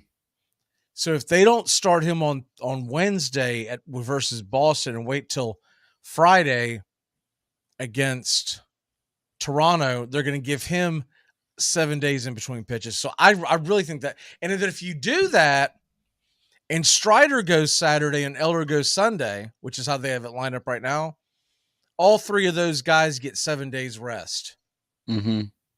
And if you have Morton go tomorrow, then Dylan Dodd could come up and spell that fifth man, and Dylan Dodd will be going off of 6 days. So, well, 5 days rest, but it would be a 6 day because he pitched on Thursday. Mm-hmm. So I really think this comes down to a little bit of in-season maintenance, giving guys an extra day off when they can. But what happened was all your sports writers and fantasy writers, they ran with it because they couldn't believe he was getting skipped, because all they look is the bottom line. Well, it's every 5th day. Why is he not pitching? Why is he not pitching? Snicker didn't say much about it, and that leads me to believe that this was the plan all along. Mm-hmm. So I hope that clears it up a little bit. And we're slowly seeing that more in baseball, right? More teams doing the 6-man rotos when they can. I know the Dodgers are doing it this year. I think the Angels are doing it this year again as well. So something that more teams are open to the idea of. I think the Rays did it to begin the year. At least you normally see it in at least April and May. And why not? If you could give guys, especially younger guys, more time off in between starts, rest them up a little bit and keep them more sharp for down the stretch, I think that's a better idea than running them into the ground like the old days. And then by August or September, they're on the shelf for an inning restriction limit. If Major League Baseball would raise or lower or lift the bar, right now they demand that you have 13 active pitchers and 13 active hitters on the roster. If they would let you manipulate that, I think most teams would go to a 6-man. Yeah, because really nowadays with a DH as well, I don't know if you need that many hitters necessarily, right? I think you could exactly manipulate that and go to 6-man. A National League guy, it used to be needed to a degree. I mean, it's just the way the game's evolved. But now, how often do you really pinch hit? Now they feel spoiled, and some teams have 3 catchers for that reason. It just doesn't make sense. Like the Reds, they carried 3 catchers. The Cubs, they carried 3 catchers to begin the year. You think if you could allow them to trade out a hitter for a pitcher, they would swap a 3rd catcher for a pitcher in a heartbeat. No team really needs 3 catchers. It's just kind of a spot that is a little bit of a waste. To me, you should let the rosters be how they're had. I'd like to see more pitching on these baseball teams. I agree with not letting it get crazy with the pitchers, but I wouldn't have a problem from allowing them to go 14 and 12. That's what I think. I think that'd be perfect. My only question would be, does the player union have a problem with that? Because does the player union want 13 batters in there, right? Mm-hmm. That would be the only question. Is that why it's like that? Like, because you get what I'm saying? Because the players union probably would believe, just thinking outside the box here, that you would spend less money on a bottom rung reliever as opposed to another decent batter, which they're probably right. Mm-hmm. I wonder what a guy like Ohtani's counted towards, batting or pitching. He's not human, so he doesn't count towards your 26 roster. They only get a 25-man roster. But when you look at, I would say it's counted as, I'd say he's probably counted as a pitcher. Mm-hmm. Because he does pitch regularly. Mm-hmm. I don't know if they get. I'm not aware of them getting some kind of a pass on that. I feel like I would have heard that by now. So I would say that he's looked upon it as a, or is he just looked upon as a pitcher on the days that he's a pitcher? I don't know. I would think you're right, because if you think about it that good, and I think that's a good point you bring up, if they counted him as a batter, they'd be pretty much getting an extra pitcher on the depth chart, seemingly. And then you'd also be talking about, you couldn't let them manipulate the roster every fifth day, could you? I mean, that seems a little unfair as well. Yeah, if you let them have that much traction, that much movement, that'd be a little excessive. But speaking of underwater level, says the Cardinals are a spoiled fan base. They're due for a bad year now and again. I don't know. You know, they're just they've been one of those notorious franchises that are used to winning, and they do have slow starts, so I wouldn't count them out of the water just yet. I know it doesn't look great for the Cardinals, but they're used to these slow starts. I don't know if I would write them off just yet. All right, let's take that next quick break. When we come back, we're going to put a bow on this puppy. We got the NHL playoffs to talk about. NBA is going on tonight, our locks, and much, much more. We'll be back in a flash here on Braves Country. Woohoo! Having somebody making wild decisions that make no sense, that benefits nobody. Oh, yes. Right, yes. Is he listening to us? I can't tell. He's listening. He's not understanding. Yeah, he doesn't even, get us, man. We're talking about you. Big news and the big games covered in the Big Ten by the Armchair Quarterbacks all year long. Third down and about 22. As Smith drops the throw, he's got his tight end open, but he's got Carter downfield, and he's gone. Michigan leads the game with a first touchdown on a bullet, a bomb. The Carter, 71 yards. Now State's lead 7-3. There he goes. So long. Ohio State touchdown. That's that old 1-2 punch. You make two of the first time and then have it the second time. In his career, Lorenzo White 15 times rushed for 100 yards in a half. 5 of those this season. On 2nd and 10. Long throw to Ryson, and he's open. All the way to the 6-yard line. Big Ten football covered in the Southeast by the Armchair Quarterbacks. Hockey season, and that means new merch over at ourdragonsmerch.com. Get the latest designs and some of our fun new souvenirs ahead of what's sure to be a great hockey season. Celebrate another season of River Dragons hockey by getting a new look to wear on game days, or surprise the big-time sports fan in your life with a new keepsake that will make them a River Dragons fan for life. Order online right now at ourdragonsmerch.com. That's the letter R, dragonsmerch.com. We'll see you at the rink. Hey, sports fans, weekdays 3 p.m. Eastern to 5 p.m. Eastern. Drive time on WQEE. Braves Country is a Southern sports talk show with Mac Magee and the Armchair Quarterbacks. That's Braves Country with Mac Magee and the Armchair Quarterbacks. Weekdays 3 p.m. to 5 p.m. right here on WQEE 99.1 FM.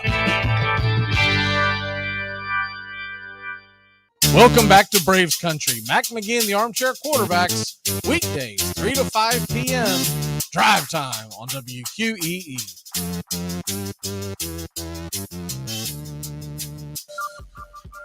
Welcome back. Taking you all the way to the 5 o'clock hour, where Brian Snow Show comes your way, and then you got Sports Map Radio. Make sure to get your morning started right here on WQEE, Rhino Radio Penitentiary, 7 a.m. to 10 a.m. Then noon to 2, you got the Rod Peterson Show, 2 to 3 Sports Beat, and back at it live 3 to 5 Braves Country. And tomorrow we'll be bringing you on Braves Country HD on YouTube. We'll bring you the show, but we'll also bring you the pitch by pitch Braves versus Red Sox, and then Tones is going to join us Wednesday night for Braves Country baseball. Amped for that. Those are always a treat. I always look forward to getting in the booth and talking some Braves Country baseball with the world. And that could be the Dylan Dodd game. We'll see what happens. Double D is cool with me. Wonder if see. I keep seeing people too. I mean, stop it with the Mike Soroka stuff. Mm-hmm. I mean, give it a rest. The guy's got a 5 ERA in the AAA. He went 4 innings this week and gave up 3 runs. Not terrible, but the time before that, he didn't even make it out of 2 innings, gave up 8 earned runs. Can we just stop it? Can we let him get on a roll a little bit? Yeah, you got to let him take his time and develop. If you see Mike Soroka's name in the on the Braves roster for starting, assume that that's an opening. Mm-hmm. That he's an opener. Right. They'll let him go through the lineup once, maybe twice, and then they're going to yank him. Mm-hmm. But I don't. Why do that when you got Dodd? Dodd's pitched pretty darn well. I agree. I wouldn't rush Soroka I'd rather up. have Schuster come back up one more time and just let Soroka get some damn confidence down there. Yeah. Why not? I don't know what you're talking about because I do not watch the NHL because the NHL playoffs this year to me are incredibly boring. Mm-hmm. You're talking about the Toronto choke job. Yeah, the Maple Leafs, they just haven't. First, they never got out of the first round for a little over 2 decades. They finally did it against the Lightning, only to be down 3-0 against the Florida Panthers right now. They're about to be yet another early exit bounce from the tournament. And for Canada's most notorious hockey team, for them to continuously flop in the postseason, just not a good look. And they have one of the better rosters in the NHL with Austin Matthews and the likes of him. So I'll be interested to see if there's big changes coming. I mean, how many to compare it? You really can't compare it in a sport. It would be like, I don't know. I guess the closest thing would be the Cowboys because they always are first round exits. So, but Toronto makes it a lot more often than the Cowboys do. So, just kind of embarrassing for the Toronto fan base. And now they're down 3-0 to the 8th seed, the Florida Panthers, who they thought they'd have an easy way with. I'm surprised we don't see Brian in here strutting his feathers about the Panthers. There's only one team that's left in it that would even remotely get me interested if they make it to the finals, but I'm tuning out until the Stanley Cup Finals because there's just not a team that I care about that's in it, and it's just right. NHL is a sport to me that if you don't have a dog in the hunt or you don't hate a team, it's really hard to get into. Mm-hmm. Right now, it's the Edmonton Oilers, and the rest I could care less about. Mm-hmm. I'd like to see the Stars do well, just because I've got a couple of friends that are Stars fans, but I don't really. I mean, it doesn't matter. Kraken versus Oilers. I mean, is that moving the dial? And the Devils versus the Panthers, is that moving the dial? Mm-hmm. These are some of the most insignificant franchises in sports. Yeah, you're not kidding. They're like Maple Leafs winning would have been fun, but they're down 3-0 now. So what's the point? Exactly. What a golden opportunity they had, and they just squandered it again. The Florida Panthers are probably, as you said, one of the lowest, populated franchises in all of major 4 sports, and they're about to be Nashville Predators. Give me some Tampa Bay Lightning. Right. Give me. I'm not going to say the original 6. There's only a couple of the original 6 that really really hit the dial for me. That's the Rangers, the Blackhawks. Mm-hmm. Are the Maple Leafs an original 6? Mm-hmm. They are. The Bruins. It's one of those things too. Like you said, if you don't have it's the Florida Panthers' fault that we're getting incredibly bored by the hockey. Because they knocked out Boston and then they're about to knock out Toronto. Okay, gotcha. And I blame them for knocking out the Lightning too, because the NHL. It's not Tampa and it's not Nashville. Mm-hmm. And I do tend to pull for the New York Islanders. Then I like to see teams in the hockey championship, in the Stanley Cup Finals.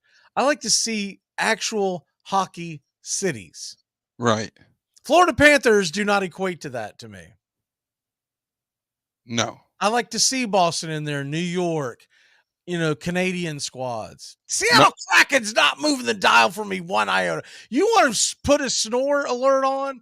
Give me the Kraken versus the Panthers in the Stanley Cup Finals.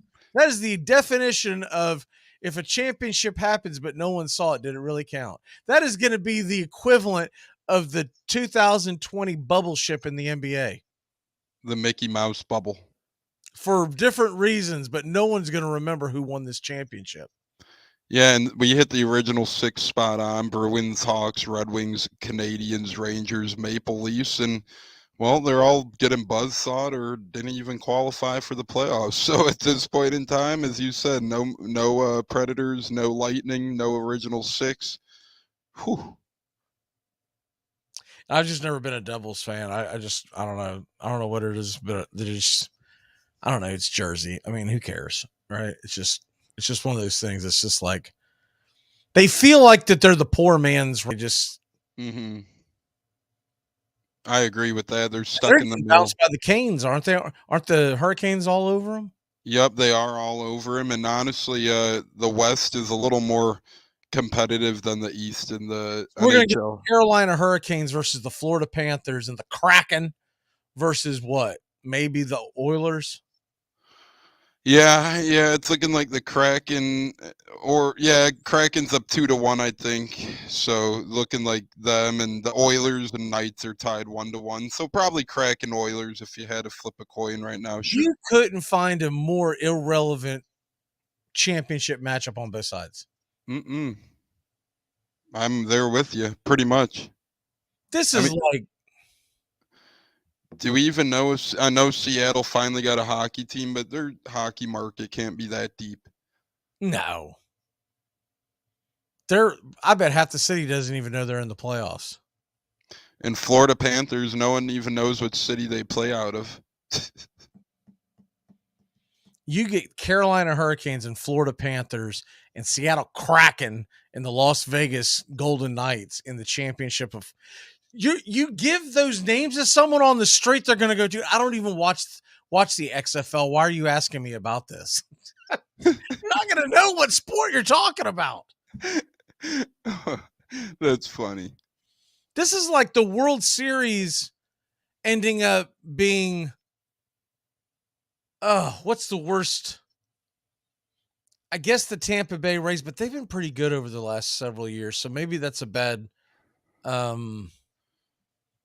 I think I want to say Rays versus Pirates, but at least the Pirates have some kind of they have some kind of an old school following, right?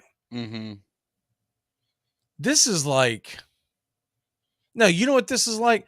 This is like if the Colorado Rockies ended up in the National League for the World Series, and they were going head to head with either Tampa Bay, and even though I'd be pulling for Tampa Bay and I'd watch it because it's the World Series, the ratings would be awful. If it's not Tampa Bay, then we'll say like Minnesota Twins or Oakland. Yeah, Oakland. Give me, yes. I always forget they exist because no one goes there. Give me Oakland versus the Colorado Rockies in the World Series. That's the equivalent of whatever the hell we're going to end up with in the. That's a perfect example. I couldn't agree more. Oakland, it's easy to forget about them because their own fans don't even go to their games. So, or what they're going to end up with in the NBA, which is Denver versus Miami. Crazy. All around is just crazy. NBA trying to rig it against Jokic too. Don't the Panthers and the Heat, don't they share the arena or no? I don't think so. They used to years ago, but maybe that's changed. I think they did years ago, but I want to say the Florida Panthers play a little bit outside of Miami nowadays for whatever reason. I don't think that. So nobody goes then. Yeah, I was gonna say I think I think they had to be yanked from the Heat like stadium. A Miami Hurricanes college football game. It's just like no one's there. Exactly. I think they had to build them a smaller stadium to try and make it look more filled, but even that doesn't really get too filled. I'll never forget that last year watching MTSU beat Miami on the football field and thinking to myself, dude, Middle Tennessee State has better home crowds than the Miami Hurricanes, and it's not even close. That is crazy. It was a pretty day that day. I remember it was like low 70s, beautiful skies. There was no reason why you couldn't go to a college football game that day. The game was in the middle of a Saturday afternoon. It wasn't like some weird time. Anyways, what is your lock of the day? It might sound like a homer pick, but I'm going with the Chicago Cubs at home. You got Stroman on the bump. They're facing Miles Mikolas, who really hasn't done too much to this point. So give me the Cubs with Marcus Stroman. You could get them for minus 118 on the line. They're at home. It's going to be a chilly one. Wilson Contreras returns as well. So it'll be exciting to see. All right, I'm going to go with the Milwaukee Brewers. They're at home against the Los Angeles Dodgers. Peralta, minus 119 at home against Gonsolin. And I think Milwaukee will take care of the Dodgers. They usually hit right-handers pretty well, and they'll get some runs out there in Peralta. I mean, I think this is wildly undervalued here. Mm-hmm. I'm a little surprised Peralta at home versus Gonsolin and the Dodgers isn't like a minus 140, minus 145 type thing. I agree. I grabbed it this morning at minus 108. I could not believe how low it was. Yeah, that's really good value to me too. What is your walk-off, sir? Little breaking news. Rays Garrett Clevenger, a bullpen effective arm this year, ACL injury, out for the year. And for those interested in combat sports, UFC, great weekend. Aljamain Sterling, best bantamweight fighter now in the world.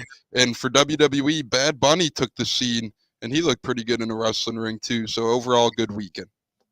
All right, my walk-off is, this might be a good night to tell the wife, hey, let's watch a movie. Let's do a little something. Let's just put sports on the rest tonight, because there's really not that intriguing of a game. Obviously, in the NHL, my thoughts on that. There's nothing that's going to bring me to the TV early in the NBA per se. They're still midway through those series. Wake me up around Game 6, and the Braves are off.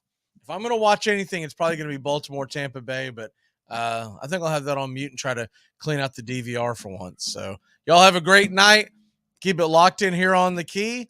We'll see you Braves Country HD right here on YouTube tomorrow, 3 to 5, and then 7:20 first pitch. And Tones will be with us on Wednesday. We got a 2-game series against those Boo Sox. And Teamus will be here tomorrow. No, Teamus will be here Wednesday to talk about the Boo Sox. We'll see. Woo-hoo. Goodbye, sweetheart. Well, it's time to go. We're back tomorrow with another show. Well, unless we're fired, we'll talk to you then. Goodbye, sweetheart. Goodbye. Goodbye. Guys and gals, it's time to go. We'll see you on the next show. Same bat time, same bat channel. Thanks for listening to Braves Country with Mac Magee and the Armchair Quarterbacks on 99.1 FM WQEE, The Key in Noonan, Georgia, and simulcasting on youtube.com/@Braves Country. Braves Country comes your way weekdays, 3 p.m. Eastern to 5 p.m. Eastern. Please follow, like, and subscribe today. Armchair Quarterback Radio, your first choice for Southern sports. Something of the 5th of September. Something of the 5th of September. She said a lot that I can't remember. Something of the 5th. Can I get another cigarette, please? Can I get another cigarette, please? Yeah, I know I live to regret it. Just give me another cigarette, please.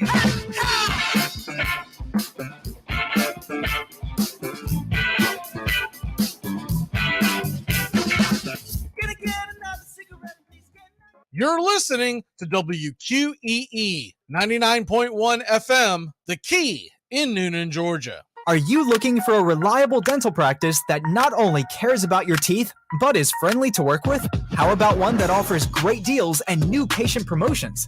Well, your search is over. Most Valuable Smiles in downtown Eatonton, Georgia is committed to giving you the biggest and brightest smile. Right now, get a $99 new patient special, including x-rays and exam. Maybe you're looking for veneers. Most Valuable Smiles Veneer Special includes 1 free veneer with every 5 purchased. Or get that bright white smile you've always wanted by taking advantage of an exclusive $100 off Zoom whitening treatment when you book today. And don't forget that 2022 is almost over. That means most insurance policies will reset by the new year, and to avoid losing that extra money, you need to use it or lose it. Book an appointment today with Most Valuable Smiles in downtown Eatonton to lock in these exclusive deals.